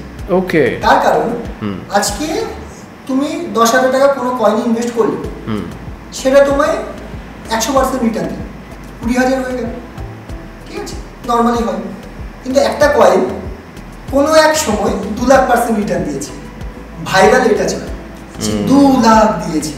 প্রবলেমটা এই জায়গায়। দ্বিতীয়ত, অ্যাকচুয়ালি যারা মিম কয়েন তৈরি করছে, যেহেতু 80-90% ফান্ডটা আলটিমেট ঘুরে ফিরে তাদের কাছেই যাবে, তো তারা দিনরাত প্রমোশনেও সেই লেভেলেরই খরচা করে, ইউটিউব চ্যানেল থেকে শুরু করে social media promote, news media. তো সে কি হয়, অ্যাকচুয়াল গেমটা মিম কয়েন শুরুতে তাদের কাছে ম্যাক্সিমাম কোয়ান্টিটি থাকে, সাধারণ লোক জানার আগে তারা নিজেরাই বাই করে 2,000% রিটার্ন দেখিয়ে দেয়। ওকে, তো 2,000% পাম্প করে গেল, দেন তারা হয়তো ওখান থেকে আবার 500% ডাউন হলো, এবার সাধারণ লোকের 500% কমে গেছে, আবার পাম্প করবে, তখন সবাই এন্ট্রি নেয়। হাই তো হতে হতে হতে একটা সময় টপ লেভেলে যখন যায়, তারা 90% কোয়ান্টিটি একসঙ্গে দেয় সেল। ওকে, 90% 80% সঙ্গে সঙ্গে ডাউন। মানে যারা সাধারণ ইউজার টপ লেভেলে কিনেছিল, আর পুরো সাপ্লাইটা যদি আমার কাছে থাকে, তো আমি যখন সেল করবো তখন তো প্রাইসে ইমপ্যাক্ট করবেই, তো তখন সেটা লোয়ার প্রাইসে চলে আসে। ফর এক্সাম্পল, আমরা 10 টাকায় কিনেছি, সেটা হতে পারে 10 পয়সায় চলে এসেছে, কারণ মিম কয়েনের মধ্যে ম্যানিপুলেশন চরম লেভেলে। এবার সাধারণ লোক কেন ইন্টারেস্ট নেই, যে কম টাকায় বড় লোক হওয়ার একটা রাস্তা। যেমন আমরা লটারি নিয়ে অনেকেই বলি লটারি কি আছে, কিছু লোক তারপরেও রেগুলার কাটে। তো অনেকেই ধারণা ক্রিপ্টো শর্টকাট রাস্তা প্রফিট করে, এবং কিছু লোক জীবনে একবার হচ্ছেও, তো সেই জন্য মানুষের ইন্টারেস্ট রয়েছে লটারির ক্ষেত্রে। এবার এটা গেল 2 নাম্বার ক্যাটাগরি। 3 নাম্বার যে ক্যাটাগরি আছে, তারা ক্রিপ্টো নিয়ে সিরিয়াস। যদি বলি জব পার্সন, তারা যেহেতু জব করেছে, জব লাইফ দেখেছে, তো তাদের অতিরিক্ত চাহিদাও নেই, তারা রিয়েলিটির সঙ্গে চলে। কেউ বিজনেস করছে, তারা বিজনেসে কত রকমের কষ্ট জানে। কেউ হাউস ওয়াইফ, তো আলটিমেট মার্কেটে কাজকর্ম পাওয়া যায় না, যে স্টুডেন্ট মার্কেটের হালত কি আছে, বেসিক্যালি ওরা নলেজেবল এবং জানে, বলতে চাইছি যে জবটা পাওয়া যায় না, তো সেই জায়গায় তাদের এক্সপেকটেশন 100 গুণে নেই।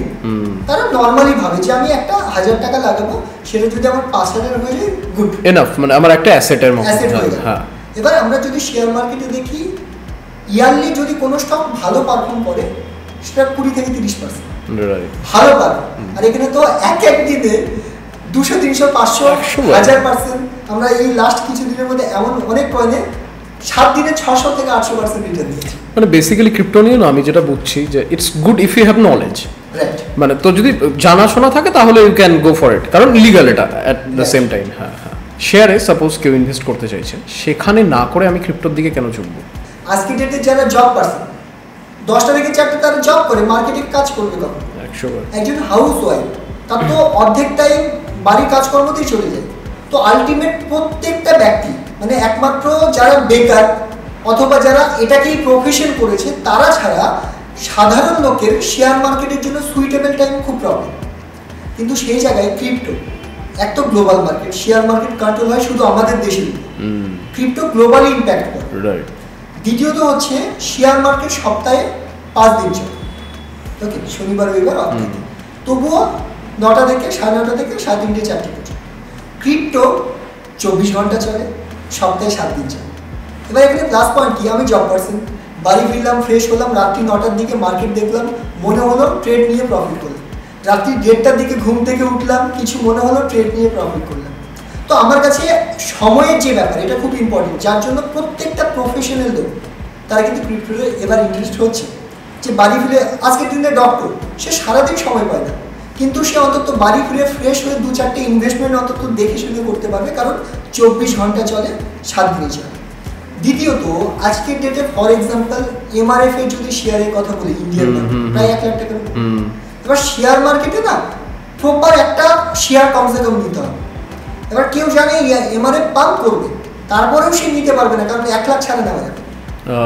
ওকে, ফর এক্সাম্পল তুমি মার্কেটে টেস্ট করতে চাইছো, তো রিলায়েন্সের শেয়ারের দাম 2500 টাকা, তুমি হয়তো 500 টাকা দিয়ে শুরু করতে চাইছো, তো তুমি ওই শেয়ারটা নিতেই পারবে। কিন্তু ক্রিপ্টো বিটকয়েনের দাম কত, 1 কোটি প্লাস, তুমি চাইলে শুধু 200-500 টাকারও বাই করতে। আচ্ছা, তো কোয়ান্টিটি মানে একটা কয়েনের ছোট ছোট মিনি অংশ তুমি কিনতে পারবে। তো আমি কয়টুকু টাকা ইনভেস্টমেন্ট করব সেটা আমার কন্ট্রোলে আছে। 3 নম্বর যদি আমরা পয়েন্ট বলি, আজকের ডেটে আমি কিছুদিন আগে রিসেন্টলি সকলে জানে যে ইন্ডিয়ান শেয়ার মার্কেটে আদানি শেয়ার হঠাৎ করে 20% আপ, ঠিক ঠিক হেডেনবার্গের যে ঠিক ঠিক ঠিক। হ্যাঁ, এবার এখানে ইম্পর্টেন্ট পয়েন্ট কি আসে না, শেয়ার মার্কেট বন্ধ হয় 3:30টার পর, দেন 4টে-5টার দিকে নিউজ চলে এসে, ওকে, কিন্তু পরের দিন ওপেন যখন হবে তার মধ্যে তোমার আর কোনো কন্ট্রোল নেই, তাই না? তুমি নিউজ পেয়ে গেছো, আর এই নিউজের ইম্প্যাক্ট পরের দিন মার্কেট ক্র্যাশ হবে কনফার্ম জানো, কিন্তু তুমি অ্যাজ এ রিটেলার তোমার কন্ট্রোলে কিছু নেই। তোমার মার্কেট ওপেন হবে, দেখবে যে পুরো গ্যাপ আপ হবে, 20%-30% ডাউনে ওপেন হবে, তোমার লস বুক হবে। ক্রিপ্টোতে কি হয়, যে কোনো সময় তুমি বাই সেল করবে, তোমার আজাদি আছে।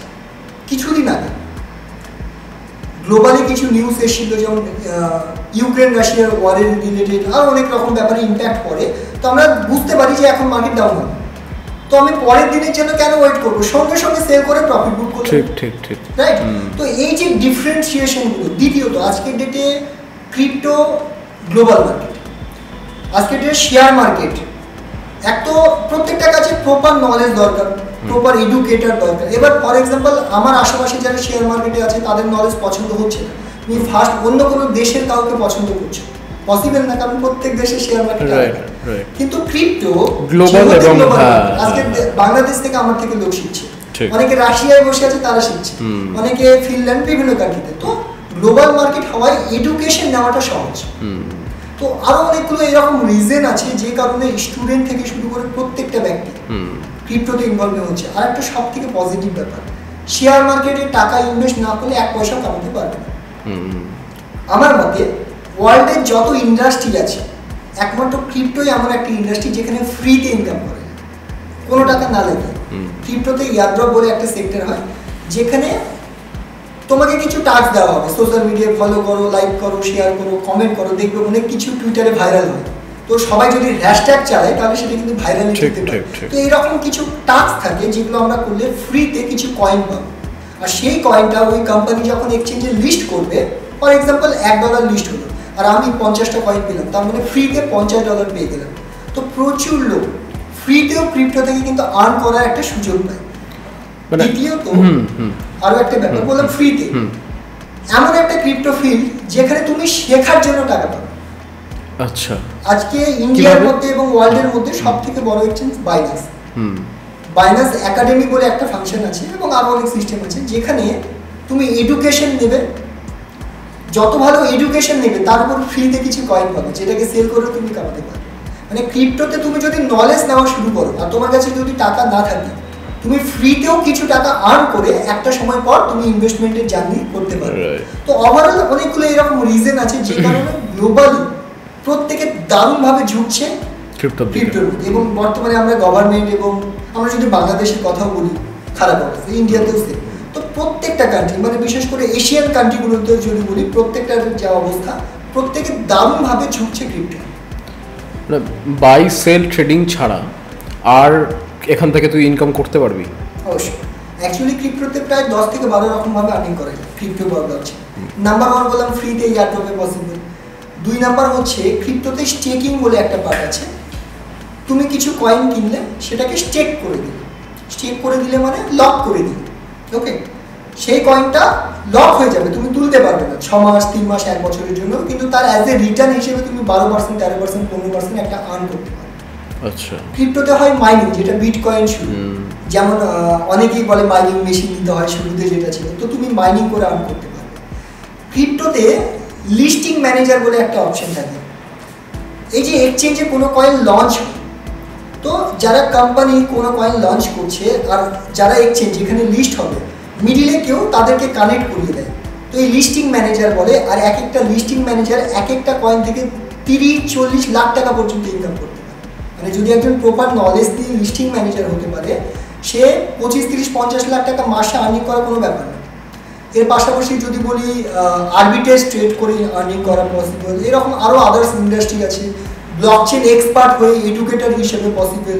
আমি যদি ব্লকচেন নিয়ে ভালোভাবে জানি, তো ব্লকচেনে কয়েন কী করে তৈরি করতে হয়, কয়েনে কী করে সিকিউরিটি দিতে হয়, এর উপর অ্যাজ এ জব পারপাস তোমাকে লাখ লাখ 10 লাখ 20 লাখ টাকা দিয়ে স্যালারি দেবে তুমি যদি রিয়েল এডুকেশন নিতে পারো। এর পাশাপাশি বর্তমানে Web3, আমরা কথায় কথায় Web3 শুনছি আজকাল। Web3 কি, যেমন ইউটিউব, গুগল, এগুলো হচ্ছে ইন্টারনেটের Web2 ভার্সন, ঠিক আছে। Web3 হচ্ছে যেখানে হাই স্পিডে কাজ হবে এবং হাই সিকিউরিটির সঙ্গে কাজ হয়। তো Web3-তে প্রচুর জব অপরচুনিটি তৈরি হচ্ছে। আজকের ডেটে অনেক অনেক সোশ্যাল প্ল্যাটফর্ম আছে ক্রিপ্টোতে, যেখানে তোমার যে কোনো নলেজ এডুকেশন তুমি দেবে, ডেটা দেবে, সেই ডেটাগুলো অন্য লোক যদি ইউজ করে তো তারা তোমাকে একটা পে করবে। এরকম প্রচুর অপশন আছে, প্রায় 10 থেকে 15খানা বেশি হবে, বললে শেষ হবে না। ক্রিপ্টো থেকে আর্নিংয়ের কিন্তু অপরচুনিটি আছে, প্লাস বাই সেল ইনভেস্টমেন্ট এটা থেকে আছে।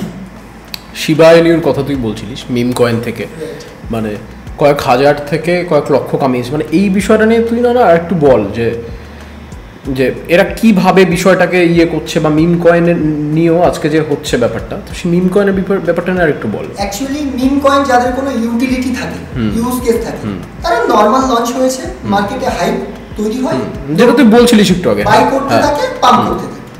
এবার যাদের কাছে কোয়ান্টিটি আছে তারা একটা সময় সেল করে বেরিয়ে যায়, নর্মাল ফেসে যায়।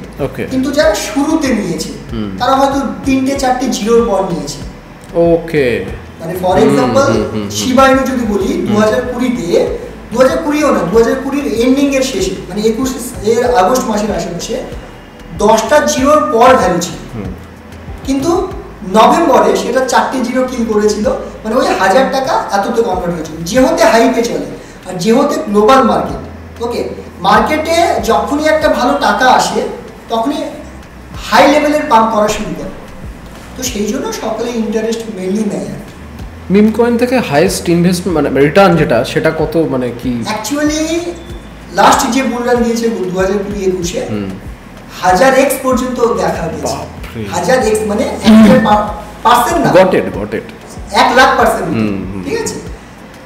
রিয়েল টাইমে এই মুহূর্তে এতটা পসিবল না, এই মুহূর্তে যদিও বা হয় সেটা অনেকটা ম্যানিপুলেশন করে, রিয়েল ভাবে হয় না। তবে আমি যেগুলো দেখেছি, মানে আমার চোখের সামনে অনেক প্রজেক্ট 90 গুণ পর্যন্ত দিয়েছে, যেগুলো রিয়েলি লোক কামিয়েছে, এবং আমিও প্রায় সেম কয়েনে 40-45x পর্যন্ত মানে কামিয়েছি, তারপর সেল করে বেরিয়ে গেছি, তারপরেও 45x, মানে 90, আর এটা এই বছরই হয়েছে, ঠিক আছে। তো এমনও কিছু মিম কয়েনের রিটার্ন অলরেডি আমরা দেখতে পাই। এবার কি বলতো, মার্কেটে হাজারো মিম কয়েন আসে, 95% স্ক্যাম, ওই 5% আমাদের খুঁজে বের করতে হবে। কি হয়, এই যে বললাম ব্লকচেন আছে, অনেকে ব্লকচেনের যারা ফাউন্ডার তারা নিজেরাই মিম কয়েন লঞ্চ করে। তো তারা দুদিনের জন্য লঞ্চ করে না, একটু লং পিরিয়ডে চালানোর জন্য লঞ্চ করে। এদের ফাউন্ডার টিম সোশ্যাল মিডিয়ায় কতটা অ্যাক্টিভ, অনেক কিছু চেক করতে হয়। যেমন অনেক কয়েন আছে, টেকনিক্যাল ভাষায় এটা বলে স্মার্ট কন্ট্রাক্ট। মানে স্মার্ট কন্ট্রাক্ট কি, যখন কোনো কয়েন লঞ্চ হয় তখন কিছু রুলস থাকে ডেভেলপ করার সময়। তো যাদের কন্ট্রাক্ট অ্যাড্রেস রেনাউন্স করা থাকে, রেনাউন্স মিনস মানে ওটা অডিট হয়ে যায়, ওটাতে কোনো চেঞ্জিং করতে পারবে না, সেগুলোতে অ্যাকচুয়ালি ইনভেস্টমেন্ট করা যেতে পারে। কেন, মিম কয়েনে কী হয়, ইনভেস্টমেন্ট করলো, যখন পাম্প হয়ে যায় লিগ, মানে বাই যে আমরা বাই সেল করছি তার জন্য একটা ফান্ড লেনদেনের জন্য এক্সচেঞ্জে দিয়ে রাখতে হয়, তার জন্য আমরা বাই সেল হয়। এবার এটাকে বলে টেকনিক্যাল ভাষায় লিকুইডিটি। এবার 90% কয়েন থাকে, 95% কয়েন যেগুলোতে কন্ট্রাক্ট অ্যাড্রেস রেনাউন্স করা থাকে না, মানে অডিট থাকে না, যার ফলে তারা যে কোনো সময় চেঞ্জ করতে পারে। এবার কি হয়, ম্যাক্সিমাম কয়েনে লোক বাই করে, টপ লেভেলে যায়, কখনো কখনো তারা ব্লকচেন ইউজেসের ট্যাক্স 100% করে দেয়। আচ্ছা, মানে 100% কিনলে 100% টাকায় জিরো, গট ইট। হ্যাঁ, কারণ ট্যাক্সে 100% বসে দেয়। কিছু লোক কি করে, এই যে এক্সচেঞ্জে লেনদেনের পারপাস যে মিলিয়ন টাকাটা রেখেছিল সেটা বের করে দেয়, তো লেনদেনই হয় না, মানে তুমি বাই করবে কিন্তু সেল করতে গেলে সেল হবে না। তো এইরকম অনেকভাবে স্ক্যাম হয় যদি আমরা কন্ট্রাক্ট অ্যাড্রেস রেনাউন্স করা থাকে। যেমন সার্টিক আছে, গোটা ওয়ার্ল্ডে যদি বলি, ইথিরিয়াম, বিটকয়েনের মতো, সোলোনা ডটের মতো প্রজেক্টগুলোকে অডিট করে, সিওরিটি দেয়, ঠিক আছে। তো এইরকম যেগুলো থেকে অডিট করা থাকে সেগুলোতে ইনভেস্টমেন্ট করলে বেটার। অনেক টেকনিক্যাল ব্যাপার থাকে অ্যাকচুয়ালি, মানে এটা নিয়ে টেকনিক্যাল ভাষায় বললে হয়তো বুঝতে পারবে না, মানে ল্যাপটপ কম্পিউটারে দেখিয়ে ক্লাসের ব্যাপার আছে। ট্যাক্সের ব্যাপারটা তুই মেনশন করলি, আমার ক্রিপ্টো ট্যাক্সের ব্যাপারটা জানতে ইচ্ছে করছে যে ক্রিপ্টো ট্যাক্সের ব্যাপারটা কি রয়েছে। অ্যাকচুয়ালি আমি যদি গ্লোবালি বলি, ইউএসএ তে ওই 4-5% আশেপাশে ট্যাক্স রানিং চলছে, দুবাইয়ে কোনো ট্যাক্স নেই। মানে শোনাও যায় না এখান থেকে সব ইনভেস্ট করে দুবাই মানে দুবাই চলে গিয়েছে, দুবাই গিয়ে তারা যাচ্ছে। তার কারণ ইন্ডিয়াতে 2020-21 কনফিউশনে ছিল, 16 ব্যাংক ছিল, গভর্নমেন্ট দেখলো আটকানো যাবে না, কিন্তু এটাকে আমরা কন্ট্রোলে রাখতে পারবো। এবং গভর্নমেন্ট 3 বছরে দেখলো যে এরকে তো আটকানো যাচ্ছে না, ইন্ডিয়ান এক্সচেঞ্জের রুলস করছে, তারা ইন্টারন্যাশনাল এক্সচেঞ্জ ইউজ করছে। আর ব্লকচেন অ্যাকচুয়ালি ট্রান্সপারেন্ট, ডিসেন্ট্রালাইজ, তাকে কেউ কন্ট্রোল করতে পারবে না, কোনো গভর্নমেন্ট করতে পারবে না। তো তারা কি করলো, আমি ব্যান করে বরং আমার কাছে ট্যাক্স আসছে না, তো তারা কি করলো, লিগাল করলো, এবং এখন বর্তমানে 30% ট্যাক্স, যেটা অনেকটা হয়। 30% মানে অনেক, যথেষ্ট, প্রচন্ড। এবার এই জন্য কি আছে, যারা বড় বড় কারোর ইনকাম করছে তারা দেখছে যে 1 কোটি কামালে আমাকে 30% দিতে হবে, বাকি যে 70 লাখ থাকলো তার মধ্যে কামিয়েছে, মানে গাড়িটারে কিছু তো নেবে, সেখানেও হাই ট্যাক্স। তো তারা কি করছে, দুবাইয়ে শিফট হচ্ছে, বলছে 1 কোটি কামাও 5% ট্যাক্স দেবে, যেটা নমিনাল। সেই জন্য যত ক্রিপ্টো কোম্পানি আছে তারা দুবাই শিফট হচ্ছে, বলছে যে যত হেল্প দরকার গভর্নমেন্ট করবে, তোমরা এসো। এবং আমরা যদি দেখি দুবাইয়ে একটা সময় কিছু ছিল না, আমরা সকলে জানি, রাইট, 100 বার। আমরা অনেকেই ভাবি যে অয়েল আছে জন্য দুবাই এত, অ্যাকচুয়ালি না, বর্তমানে কিন্তু দুবাই ট্যুরিজমে শিফট হয়ে গেছে। মানে দুবাই এমন একটা কান্ট্রি যে 10 বছর আগের কথা পাবে, এখন দেখছে ট্যুরিজমও সমস্ত কান্ট্রিতে চলছে। তো তারা এখন টেক কভার হয়ে গেছে, এবং ক্রিপ্টো জগতের 80% কোম্পানি যেগুলো দুবাই থেকে চলছে। তো এই জন্য লোক আজকে ডেটে ট্যাক্স বাঁচানোর জন্য এবং যা প্রফিট করছে তার জন্য বেশি দিয়ে দেয়, কি হবে, তো তার জন্য তারা দুবাই শিফট করছে। কোন ইন্টারন্যাশনাল সেলিব্রিটিজ যারা ধর মানুষও চেনে তারা এই ক্রিপ্টোতে ইনভেস্ট করে বা ইয়ে করছে? যদি আমরা বলি, বিটগেট বলে একটা এক্সচেঞ্জ আছে যেখানে বাই সেল হয়, তার ব্র্যান্ড অ্যাম্বাসেডর হচ্ছে লিওন যে মেসি আছে, হ্যাঁ ফুটবলার, ঠিক আছে, ফুল নামটা মনে পড়ছে না, মেসি, লিওনেল মেসি, হ্যাঁ, সে হচ্ছে ব্র্যান্ড অ্যাম্বাসেডর। ওকে। বাইন্যান্সে যেমন বললাম অমিতাভ বচ্চনের এনএফটি আছে, রোনাল্ডোর এনএফটি আছে, ওকে, যেখানে বাই সেল হয়। আচ্ছা, এর পাশাপাশি যদি আমরা বলি ইন্ডিয়ান মার্কেটে আয়ুষ্মান খুরানা কয়েন ডিসিএক্স এর ব্র্যান্ড অ্যাম্বাসেডর। রাইট, এটা দেখা যায়, হ্যাঁ। দ্বিতীয়ত হচ্ছে কয়েল সুইচ কুবের বলেছিল, যার ব্র্যান্ড অ্যাম্বাসেডর ছিল আলিয়া ভাট এবং রণবীর সিং, ঠিক আছে? এরকম প্রচুর এরা অ্যাডভার্টাইজমেন্টের থ্রুতে আছে। এবার আমি যদি বলি ডাইরেক্টলি ইনভেস্টমেন্ট করেছে, দেখো কম বেশি সকলেই করে, কিন্তু অফিসিয়ালি যেগুলো আমরা জানি, প্রিয়াঙ্কা চোপড়া, দ্বিতীয়ত হচ্ছে অমিতাভ বচ্চন প্রচুর কামিয়েছে, একটা বড় সড়ো সালমান খান এনএফটি ভাবে প্রচুর কামিয়েছে, এবং এরকম প্রচুর মোটামুটি বড় বড় নাম বললাম। সাউথেও কিছু অ্যাক্টর আছে যারা ক্রিপ্টো থেকে একটা ভালো ফান্ড। ডোনাল্ড ট্রাম্পের পার্সোনাল ইনভেস্টমেন্ট, সেটা আমরা কেউ জানি না, ঠিক আছে? সেটা আমরা কেউ জানি না, কিন্তু কি হয় পাওয়ারে আছে। না, ইলন মাস্ককে তুই বললি, সেই কারণে আমি ডোনাল্ড ট্রাম্পের কথাটা। ডোনাল্ড ট্রাম্পের অ্যাকচুয়ালি কি হয়, ডোনাল্ড ট্রাম্প কিন্তু শুধু গভর্নমেন্ট জায়গায় বসে আছে, এক্স্যাক্টলি, আমি সেই জন্য আর হোটেল থেকে শুরু করে প্রচুর আলাদা বিজনেস, সেই কারণেই জিজ্ঞেস করলাম। এবার কি হয়, সে পাওয়ারে থাকার কারণে এমন কিছু ডিসিশন নেয় যেটা মার্কেট ডাউন হয়। যখনই 25-30% ডাউন, লোক তাকে গালাগালি দেওয়া শুরু করে, মার্কেটের ম্যাক্সিমাম কোয়ান্টিটি সে কিনে নেয়। দেন তারপর এসে আমেরিকা গ্রেট আমেরিকা, এমন কিছু পজিটিভ বলে সঙ্গে সঙ্গে মার্কেট পাবে। তো এটা একবার না বারবার হচ্ছে, এবং এই মুহূর্তে প্রচুর হচ্ছে। ওকে, ডোনাল্ড ট্রাম্পের যে ছেলে ইরিক ট্রাম্প, সে কিছুদিন আগে দুবাইয়ে ক্রিপ্টো ইভেন্ট হয়েছিল, সেখানেও এসেছিল। সে করছে ক্রিপ্টোতে ফুললি প্রমোশন, ঠিক আছে? এবার কি হয়, মার্কেটটা হাইপেও চলে অনেক সময়। যখন ডোনাল্ড ট্রাম্প, এলন মাস্কের মতো ব্যক্তিরা কিছু বলে, সেটা কিন্তু গ্রহণযোগ্য হয়।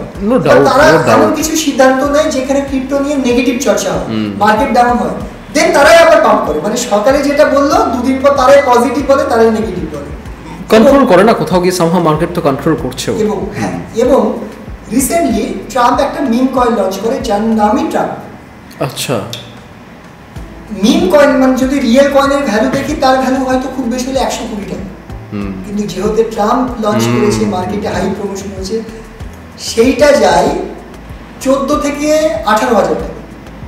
রিয়েল ভ্যালু যেটা যদি আমরা কম্পেয়ার করি আদার্স কয়েনের সঙ্গে, তো 200-300 টাকা ভ্যালু হওয়া উচিত, সেটা চাই 14 থেকে 18,000 পার কয়েন। এবার এখানে মেন গল্প স্ক্যামটা কিভাবে হয়েছে, এই রিসেন্টলি একটা মার্কেটে আমরা ক্র্যাশ দেখি, এইটা একমাত্র ডোনাল্ড ট্রাম্পের কারণে। কি হয়েছে, কয়েন লঞ্চ করেছে, অ্যাভেলেবিলিটির উপর দাম কমে পারে। প্রথমে কি করেছে, লোয়ার প্রাইসে বাই হয়েছে, মানে কয়েক সেন্টের দাম ছিল, $2-4 দাম ছিল। দেন 80% কোয়ান্টিটি সে নিজের কাছে রেখে দেয়। আচ্ছা, ওকে, 80 থেকে 90% কোয়ান্টিটি নিজের কাছে রেখে, তাহলে শুধু 10% পড়ে থাকলো। এবার লোক বাই করা শুরু করেছে, বাই করছে, হাইপ চলছে, বাই করছে, হাইপ চলছে। 4 ঘন্টায় সেটা চলে যায় $132, মানে মোটামুটি ওই 17-18 হাজারের আশেপাশে। দেন 3-4 ঘন্টার মধ্যে সেটা চলে আসে $70। দেন 2 দিনের মধ্যে সেটা চলে আসে $18। এবার যারা $22 বাই করেছিল, $100 বাই করেছিল, $200 বাই করেছিল, সবার ফান্ড 95% ডাউন একদিনের মধ্যে। এই যে টাকাটা, মানে কয়েনের সাপ্লাই ছিল 1 বিলিয়ন, এবার এক একটা কয়েনের দাম যদি এত হয়, 1 বিলিয়ন সাপ্লাই কত বড় একটা অ্যামাউন্ট। তো এই যে বড় একটা অ্যামাউন্ট মার্কেট থেকে হঠাৎ করে বেরিয়ে যায় এই ট্রাম্প কয়েনে, যে কারণে আমরা ইনিশিয়ালি কিছুদিন আগে 20-25% একটা ডাউনও দেখেছি। তো এইভাবে তারা একদিকে ম্যানিপুলেশন করছে, অপরদিকে তারা লিগ্যালিটিসের দিকে দারুণভাবে কাজ করছে। যেমন কিছুদিন আগে এলন মাস্ক বাদ দিয়ে এক্সট্রা কেউ ছিল না যারা ক্রিপ্টো নিয়ে কথা বলতো। যদি আমরা recently Donald Trump meme coin launch করলো, তো পুতিন লঞ্চ করলো, আরো প্রত্যেকটা গভর্নমেন্ট এটাকে হাইপ করছে। রিসেন্টলি বলি আল সালভাডোর বলে একটা কান্ট্রি আছে, খুব ছোট কান্ট্রি, তারা তাদের কারেন্সি বদলে দিয়েছে ক্রিপ্টো, তাদের মেইন কারেন্সি বিটকয়েন। মানে তাদের দেশে যেমন আমাদের রুপিস ছিল, রাইট বুঝতে পেরেছি, ফুললি বিটকয়েন করেছে।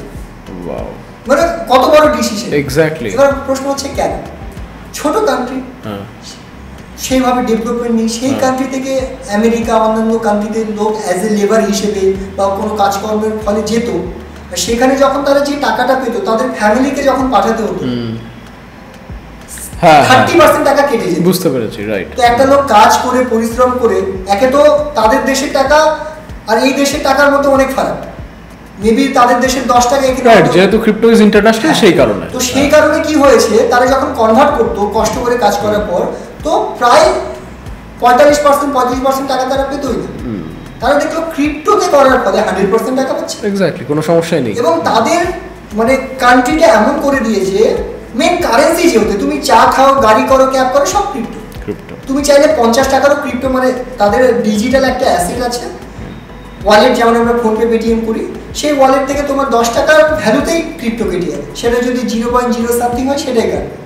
তো এইভাবে গ্লোবালি প্রত্যেকটা দেশ কনভার্ট হচ্ছে। রিসেন্টলি চীন থেকে $420 বিলিয়ন ইনভেস্টমেন্ট হচ্ছে ক্রিপ্টোতে। ইউএস থেকে শুরু করে প্রত্যেকটা দেশ ফুলি, আমরা যদি দেখি ক্রিপ্টোতে দারুণভাবে সাপোর্ট করছে, লিগালিটিস করছে। এবং আমরা যদি একটা প্রশ্ন চলে আসি যে ক্রিপ্টোর ফিউচার, তুমি একটু আগে বলেছিলে, আমরা যদি দেখি অ্যাকচুয়ালি ক্রিপ্টোতে বুম আসে 2018-তে, এবং মেন যে বুম আসে 19-20, কিন্তু তখন না খুব কম লোক যারা একটু বাইরের দেশের সঙ্গে কানেক্টেড, গ্লোবালি নলেজ রাখে, তারাই ক্রিপ্টো নিয়ে জানে। ইনভেস্ট, হ্যাঁ, মেন লোক জানা শুরু করেছে 22-এর পর থেকে। না, আমি ওটাই না, আমার মাঝখানে একটা প্রশ্ন ভাবছিলাম, মাথায় এই মাত্র এলো, যে কোভিড-19 ইম্প্যাক্ট কি ছিল ক্রিপ্টোতে?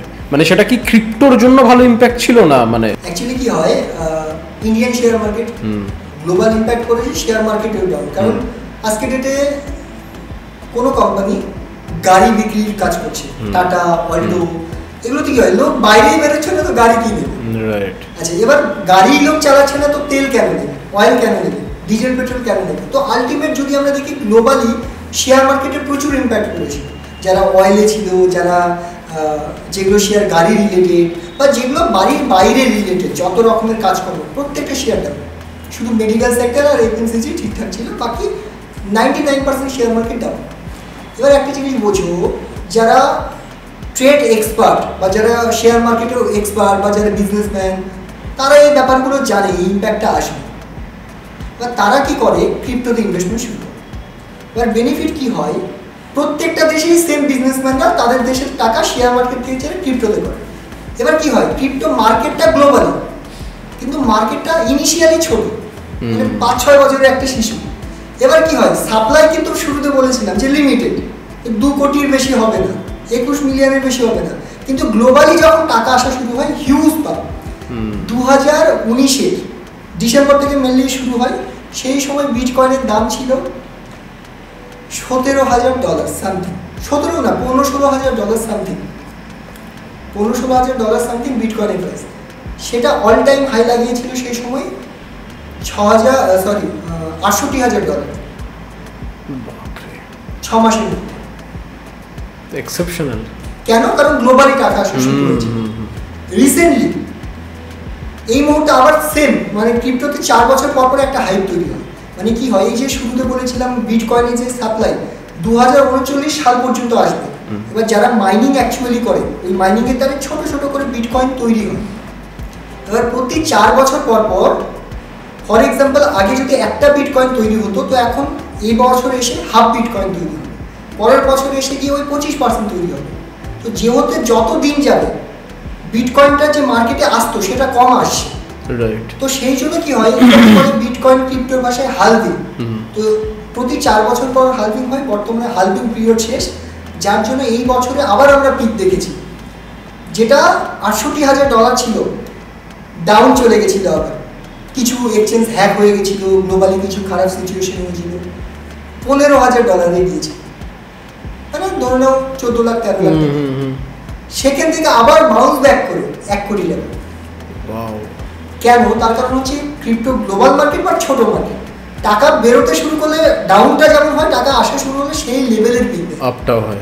তো এই জন্য প্রত্যেকটা লোক ইনভলভমেন্ট বেশি হচ্ছে, কারণ এখানে প্রফিট বেশি পসিবল, প্রফিট বেশি না হলে লস হওয়ার চান্সেস কম আছে। তো এই জন্য গ্লোবাল ইম্প্যাক্ট কিন্তু করোনার সময় দেখেছিলাম। রিসেন্টলি আজকেই আমি একটা নিউজ দেখলাম, যেখানে এশিয়াতে করোনার সিমটম অনেক জায়গায় দেখা যাচ্ছে। এবার নিউজ মিডিয়ার কারণে বা বিভিন্ন বিজনেস কারণে যদি এটা আরো পরবর্তীতে হাইপ পায়, আমি বলছি আরো মাল্টিপ্লাই বিটকয়েনের রেজাল্ট হবে।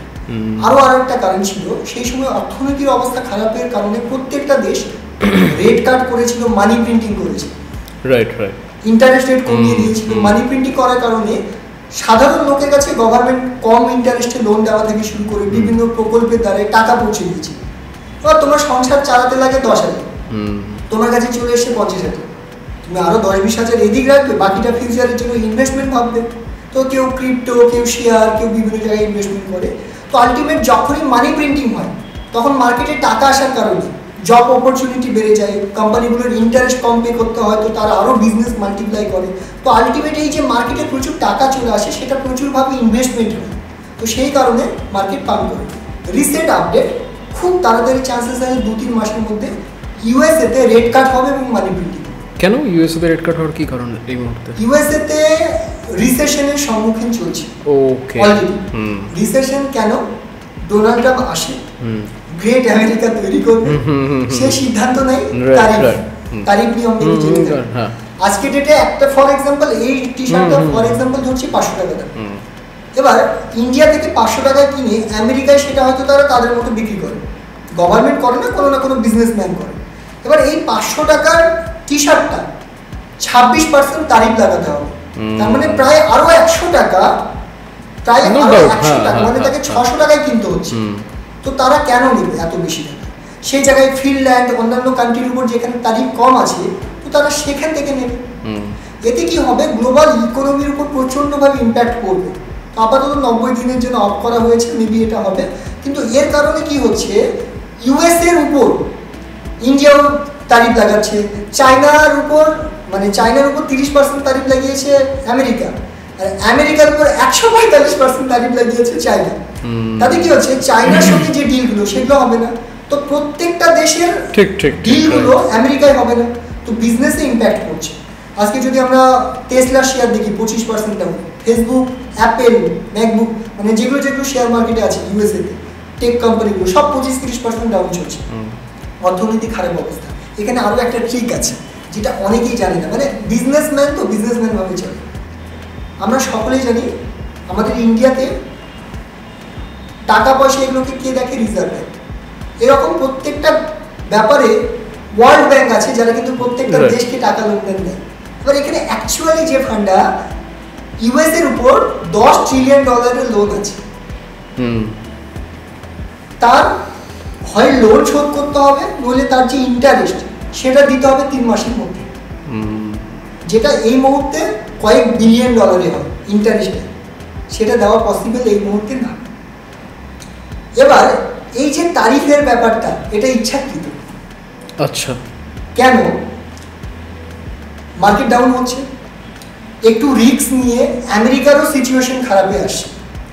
এবার দেখো, সে গভর্নমেন্ট সে ডিসিশন নিতে পারে, যেমন ফর এক্সাম্পল আমাদের নরেন্দ্র মোদী কিছু বলতেই পারে ডিসিশন, কিন্তু ফিনান্সিয়াল ব্যাপার কন্ট্রোল করবে কি? রিজার্ভ ব্যাংকের যে চেয়ারম্যান।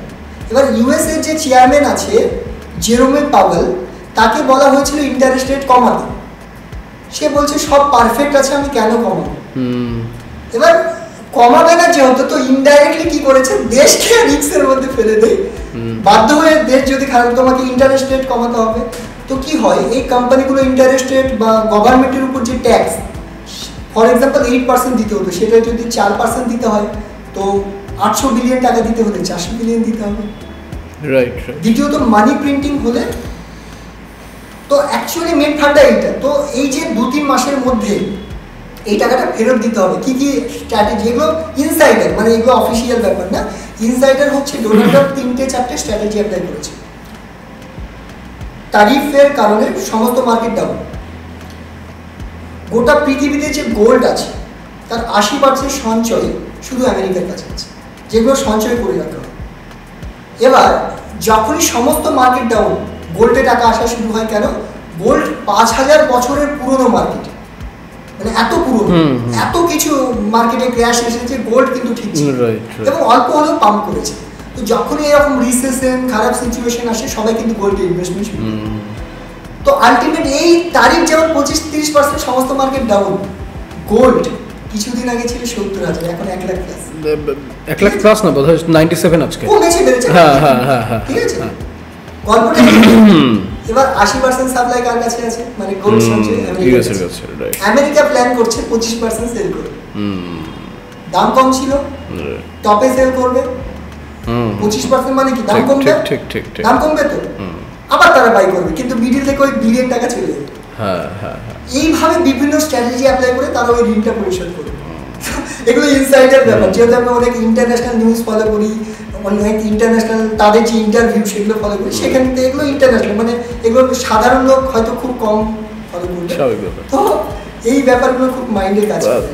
এবং ক্রিপ্টো মার্কেটে যদি আমরা প্রফিট করতে চাই, নিউজ, ইনসাইডার নিউজ এগুলো খুব ম্যাটার করে। হ্যাঁ, তুই না যেহেতু এতদিন ধরে শেখানোর মধ্যে রয়েছিস এবং সেটা এখন প্রায়োরিটি দিচ্ছিস তুই, আমি এই বিষয়গুলো বুঝতে পারলাম। সাপোজ একজন ফার্স্ট টাইম ইনভেস্টার বা একজন স্টুডেন্ট যে কিনা এখন থেকে ফিউচার সিকিউর করতে চাইছে বা অনেকে ইনভেস্ট করছে, তাদের জন্য একটা জেনারেল বেসিক অ্যাডভাইস কি থাকবে? বেসিক অ্যাডভাইস এটাই, নলেজ নিতে হবে। মিম কয়েন কোনগুলো, রিয়েল কয়েন কোনগুলো জানতে হবে। মার্কেটে ম্যানিপুলেশন বারবার করার চেষ্টা করবেন, মানে ফোমো যেটাকে বলে, ফিয়ার অফ মিসিং আউট। মানে মার্কেট পাম্প করে গেছে, তার মনে হবে মিস করে ফেললাম, পাম্প তো করতেই আছে, আমি তাহলে বাই করি। যখনই বাই করবে মার্কেট ডাউন হবে, যখনই ডাউন হবে সেভাবে এত লস হয়ে গেল আমি সেল করে দিই, আবার মার্কেট পাম্প করবে।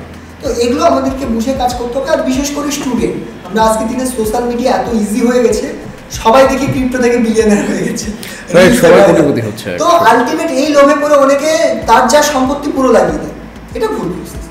স্টুডেন্টদেরকে সেইটুকুই টাকা রাখা উচিত, স্টুডেন্ট না প্রত্যেককে না, স্পেশালি দেখ যারা জব করছে তাদের তো ব্যাপারটা আলাদা, তারা সময় পাচ্ছে না, তাদের জন্য একটা আলাদা ব্যাপার থাকে। স্টুডেন্টের ক্ষেত্রে বলবো এক্সপেরিমেন্ট করার পারপাস, যেমন আমরা অনেক সময় পার্টি করে শেষ করে দিই, কিছু মানে যে বিভিন্ন ভাবে খরচা করি, ঠিক আছে, তো সেই এক্সট্রা যে টাকাটা আমরা উড়িয়ে দিই, খরচা করি, সেটা এক্সপেরিমেন্ট পারপাস আমরা করতে পারি। চলে গেলেও কোনো গায়ে লাগবে না, মার্কেট বুঝতে গেলেও তো একটা 6 মাস 1 বছর টাইম লাগে।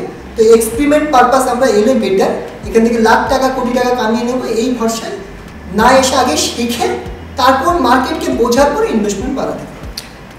যারা ধর জব করছে, যাদের কাছে শেখার সময়টাও নেই, তাদের জন্য মার্কেটে না শিখলে তো অবভিয়াসলি বেটার অপশন কিছুই নেই। তাদের জন্য শর্টকাট নিয়ম অ্যাপ্লাই করতে হবে। শর্টকাট নিয়ম বলতে ফর এক্সাম্পল আমার কাছে সময় নেই, আমি একটু উদাহরণ দিচ্ছি। যেমন অনেক যারা বিজনেসম্যান, তারা যে প্রত্যেকটা কাজ নিজে দেখবে পসিবল না, তাদের চার্টার অ্যাকাউন্টের জন্য কেউ গাইড করে, ফিনান্সিয়াল ডিপার্টমেন্ট, প্রত্যেকটা আলাদা আলাদা ডিপার্টমেন্ট আছে। তো যাদের সময় নেই কিন্তু ইনভেস্টমেন্ট করার জন্য তাদের জন্য বেস্ট অপশন গাইডেন্স। তাদের হয়ে তারা কোথায় ইনভেস্টমেন্ট করলে বেটার হবে, ভালো রিটার্ন পাবে, রিস্ক হবে না, স্ক্যামের শিকার হবে না, এগুলো গাইড করতে পারবে এমন কারো সাপোর্ট দরকার, যে অলরেডি মার্কেটে আছে, অলরেডি গাইড করে এবং এক্সপিরিয়েন্স আছে, এবং এমন না যে শুধু এই দিক ওই দিক আছে, রিয়েলিটির সঙ্গে, মানে তার যদি আমরা যে কথাগুলো 2 মাস আগে বলেছি সেটা কতটা রিয়েলিটির সঙ্গে ফলেছে, এগুলো চেক করার পর তাদের সঙ্গে যদি আমরা হেল্প নিতে পারি 100 বার এবং মানে বহু লম্বা সময় ধরে একটা সময় হয়ে গেল তুইও গাইড করে যাচ্ছিস সেই জায়গা থেকে। দেখ মানে এই যারা সময় নেই তাদের ক্ষেত্রে শর্টকাট, তুই এটাই বেসিক্যালি একটা শর্টকাট, আর তো অ্যাজ সাচ কোনো শর্টকাট নেই যেখান থেকে মানুষ না শিখে করতে পারবে। মানে তুই একটু আগে একটা জিনিস বলছিলিস যেটা আমার খুব হলো, যে তুমি যদি একটু চেক করতে পারো যে তারা কোথায় ইনভেস্ট করে রেখেছে, মানে মিম কয়েন, হ্যাঁ এক্স্যাক্টলি, তো সেটা কি একটা শর্টকাট? এবার না, সেটা শর্টকাট না। কি হয়, ব্লকচেনে প্রত্যেকটা ট্রানজাকশন চেক করা যায়, কিন্তু মিম কয়েন আছে 10,000, ওকে, এবার 10,000 কয়েনে এক একটা কয়েনের যে হোল্ডার সেটা 1 মিলিয়ন 2 মিলিয়ন 90,000 করে হোল্ডার। এবার ওই 90,000 হোল্ডার কার কাছে বেশি কোয়ান্টিটি আছে তুমি কি করে বুঝবে? এখানে তো নাম থাকে না, রাইট, এখানে প্রপার নাম থাকে না, এখানে থাকে অ্যাড্রেস, যে এই ওয়ালেট অ্যাড্রেসে এত ফান্ড আছে, এত ইনভেস্টমেন্ট আছে। তো সেটা ম্যানুয়ালি একটা ব্যক্তির ক্ষেত্রে চেক করা, বিশেষ করে টাইম থাকে না তাদের জন্য ইম্পসিবল, আর যারা ফুল টাইম দেয় তাদের ক্ষেত্রে পসিবল। প্লাস মার্কেটে কিছু এমন সফটওয়্যার আছে যেগুলো 10-20 লাখ টাকা দাম, তারা কিছু শর্টকাট করে দেয় যে এই অ্যাড্রেসগুলো ভালো টাকা এখানে ঢুকে আছে। তারপর আমরা যারা এক্সপিরিয়েন্সফুল সে তার মধ্যে আরও শর্টকাট করে আমাদের যা এক্সপিরিয়েন্স সেখান থেকে রিসার্চ করে করি, মানে যেটা 10 লাখ অ্যাড্রেস চেক করে একটা ব্যক্তির ক্ষেত্রে পসিবল না, কিন্তু সেটার মধ্যে যদি 100টা অ্যাড্রেস আমাদেরকে রোবট বা এআই সেক্টর শর্টলিস্ট করে দেয়, তো 100টা অ্যাড্রেসকে আমরা চেক করতেই পারি। তো এইরকম অনেক আমাদের কাছে প্রিমিয়াম সফটওয়্যারও থাকে যেগুলো হাই ভলিউম, মানে যেটা সাধারণ লোক হয়তো বাই করতে পারবে না অথবা মেনটেনও করতে পারবে। তো এগুলো ultimately guidance is the main option, যেটা তোরা করছিস। সাপোজ ধর তোর কাছে, মানে ধর আমি তো আমাকেও আজকে গাইডেন্স নিতে হবে, কারণ আমার কাছে সময় হয়তো কম, তো তোরা প্রসেসটা কি থাকে বেসিক্যালি তোর কাছে যদি কেউ গাইডেন্স নিতে চায়? হ্যাঁ, তো অ্যাকচুয়ালি আমরা বিভিন্ন, যেমন যে কোনো বিষয় আজকের দিনের কোর্স অ্যাভেলেবল, যে কোনো বিষয়, তো আমরা অ্যাকচুয়ালি কোর্স সিস্টেমে যাই। কোর্সে কি হয় 10-20টা ভিডিও বানিয়ে দিলাম, দায়িত্ব ছাড়া কাজ। রাইট। আমি যেহেতু অ্যাজ এ মিডল ক্লাস থেকে উঠে এসেছি, টাকার ভ্যালু আমি পার্সোনালি খুব ভালো জানি। মানে আমি পার্সোনালি বেশি যাচ্ছি না, বাট 500 টাকার ভ্যালু আমি জানি। না আমি জানিও তুই কিভাবে। হ্যাঁ ঠিক আছে। তো সেখান থেকে একটা লোক ওই 10টা ভিডিও দেখলো আর সে মার্কেটে ইনভেস্টমেন্ট করলে কোনোদিন প্রফিট করতে পারবে না। আমরা কি করি, সবার প্রথমে লাইভ ক্লাস করি। এবার জব পার্সন হোক, যে কোনো প্রফেশনে থাকুক, রাত্রিবেলা সে ফ্রি থাকে, তাহলে রাত্রিবেলা ক্লাস করায় লাইভ, যেখানে হাতে ধরে শেখানো হয় যতক্ষণ না তার ক্লিয়ার হবে। আর প্রত্যেকটা ব্যক্তি প্রতিদিন অ্যাটেন্ড থাকতে পারবে না, তার জন্য আমরা রেকর্ডিং প্রোভাইড করি। আমাদের নিজস্ব অ্যাপস আছে, ক্রিপ্টো রাখি নাম, লিঙ্ক দিয়ে দেবো, চাইলে লোক দেখে নিতে পারে। তো সেখানে প্রচুর ফ্রি কন্টেন্টও আছে, সঙ্গে আমাদের প্রিমিয়াম কন্টেন্ট থাকে এবং লাইভ ক্লাসের রেকর্ডিংগুলো থাকে। তো কেউ যেমন আমাদের সঙ্গে আদার্স কান্ট্রি থেকেও প্রচুর লোক আছে, 22খানা কান্ট্রি থেকে, তো তাদের তো টাইম জোন ক্লাসের নিয়ে ম্যাচ করবে, তো তারা রেকর্ডিংগুলো দেখে নেয়। এবার শুধু যে ক্লাস করলাম তারপরে শিখে গেলাম এমন না। মেন প্রবলেম হয় আমি যখন কোনো কয়েন বাই করবো আর তারপর 5-10% মাইনাস চলবে, মেন যুদ্ধ তখন শুরু হবে যে 10% মাইনাস, আমি কি সেল করে দেবো, আমি কি করবো, মানে মাইন্ড কাজ করবে না, ইমোশনাল সাইকোলজি। তো অ্যাকচুয়াল তখন কিন্তু সাপোর্ট দরকার। তো আমরা কি করি, একটা ব্যক্তি নতুন, সে মার্কেটের কিছু জানে না, সে কি করে বাই করবে, স্ক্রিন শেয়ার করে দেখানো থেকে শুরু করে, এর উপর আমাদের টিপ আছে, প্লাস আমিও লাইভে অনুসরণ করে। সে প্রথম অন্তত কিছুদিন ট্রেড করবে কি করে লাইভে থেকে, বাই সেল কিভাবে কি করতে হয়, রিস্ককে কম কি করে করা যায়, কিভাবে কি করলে রিস্কই থাকে না, ঠিক আছে, অনেক রকম স্ট্র্যাটেজি থাকে, সেগুলো টেকনিক্যাল ব্যাপার যাচ্ছি না, তো হাতে ধরে শেখানো হয়। কি কি বিষয় শেখানো হয় যদি বলি, যেমন সবার প্রথমে জানতে হয় কোন কয়েনে ইনভেস্টমেন্ট করবো। যদি প্রথমে ইনভেস্টমেন্টই ভুল জায়গায় করি তো কোনগুলো স্ক্যাম প্রজেক্ট। আর একটা জিনিস মেটার করে, ভালো নাম হলেই যে ভালো প্রফিট দেবে এমন কিন্তু। এক্সাম্পল, ইন্ডিয়ান শেয়ার মার্কেটে কিছুদিন আগে পেটিএম এর শেয়ার এসেছিল, আইপিও এসেছিল, 2000-3000 করে আইপিওর দাম, সেটা 800 টাকায় নেমে চলে আসে। আচ্ছা, মানে পেটিএম এত বড় একটা ব্র্যান্ড, তার নাম এত বড়, কিন্তু তাকে 60-70% সকলকে লস করিয়ে দিয়েছে। জোম্যাটো এত বড় একটা নাম, শহরে তো জোম্যাটো ছাড়া কথাই নেই, জোম্যাটোটা তো আমিও শুনছিলাম। হ্যাঁ হ্যাঁ। তো জোম্যাটো কিন্তু লাস্ট 5-10 বছর ধরে ডাউন, মানে লসে চলছে। তো ভালো নাম হলে যে ভালো, এরকম ক্রিপ্টোতেও অনেক কয়েন থাকে যেগুলো পপুলার, প্রচন্ড ফেমাস, কিন্তু তারা প্রফিট দেয় না, মাইনাসে চলে। তো আমাদেরকে বুঝতে হবে প্রফিটের সঙ্গে সম্পর্ক, নাম দেখে কাজ নেই। তো আমরা শেখাই যে কোন কয়েনগুলো রিয়েলি প্রফিট দিতে পারে, কোনগুলো দিতে পারবে না, কোনগুলোতে আমরা স্ক্যামের শিকার হবো। এই যে আমি একটু আগে বললাম মিম কয়েন, 95% স্ক্যাম। কিন্তু যদি ওই 5% রিয়েল প্রজেক্টকে আমরা খুঁজতে পারি, এবং যারা ইনিশিয়ালি বড় ইনভেস্টার তারা কোন কয়েনে ইনভেস্ট করছে আমরা যদি করতে পারি, তাহলে কিন্তু ভালো একটা রিটার্ন নিতে পারি। আমরা আমাদের চ্যানেলেও অলরেডি ভিডিও আছে, লাস্ট 6 থেকে 8 মাসের মধ্যে আমরা প্রচুর কয়েন, যেগুলোতে 6 গুণ 7 গুণ পর্যন্ত 1.5-2 মাসের মধ্যে মিম কয়েন থেকে রিটার্ন নিয়েছি। তো অ্যাকচুয়ালি এগুলো না হলে হয় না। আচ্ছা, এগুলো গেল ইনভেস্টমেন্ট পারপাস। এবার অনেকে চায় আমার ডেইলি ইনকাম চাই, তো সেখানে চলে আসে ট্রেডিং। ওকে, ট্রেডিং এর জন্য চার্ট ইম্পর্টেন্ট, টেকনিক্যাল অ্যানালাইসিস, চার্টের যে ছবিগুলো পাম্প ডাউন, তারা কি বলছে, মার্কেট কখন পাম্প করবে, ডাউন করবে, এগুলো মেটার করে, নিউজ মেটার করে, এবং এত কিছু ধরে দাও আমরা যে কোনো জায়গা থেকে শিখলাম। এর থেকেও বেশি ইম্পর্টেন্ট করে যে ইনসাইডার নিউজ এবং ইনফরমেশন। আজকের ডেটে এক্সাম্পল সহজভাবে বলছি, এই জায়গাটায় এই যে ফ্ল্যাটটা হয়েছে, একটা সময় কিন্তু এখানে ফ্ল্যাট ছিল না, মেবি হতে পারে মাটির রাস্তা ছিল, কিন্তু সেই সময় যখন অ্যানাউন্সমেন্ট হয় এটা এই লেভেলে যেতে চলেছে, প্রথমে প্রফিট কে নেয়, যারা গভর্নমেন্ট ডিপার্টমেন্টের সঙ্গে যুক্ত ছিল, যাদের কাছে খবরটা এসেছিল, তারা কিন্তু ইনডাইরেক্টলি। সেকেন্ড পজিশনে যারা বড় বড় ডিলার থাকে, ব্রোকার থাকে, তারা। সাধারণ লোক আমরা সবার লাস্টে। সেম ভাবে ক্রিপ্টোতে অনেক পজিটিভ নিউজ, নেগেটিভ নিউজ আমরা ফার্স্ট যদি পেয়ে যেতে পারি তাহলে তো আমাদের এইরকম অনেক কানেকশন থাকে যারা দুবাই অলরেডি সেটেল ক্রিপ্টো থেকে, তো সেখান থেকে অনেক নিউজ পাওয়ার চান্সেস থেকে ফার্স্ট আমরা অ্যান্সার দিতে পারি।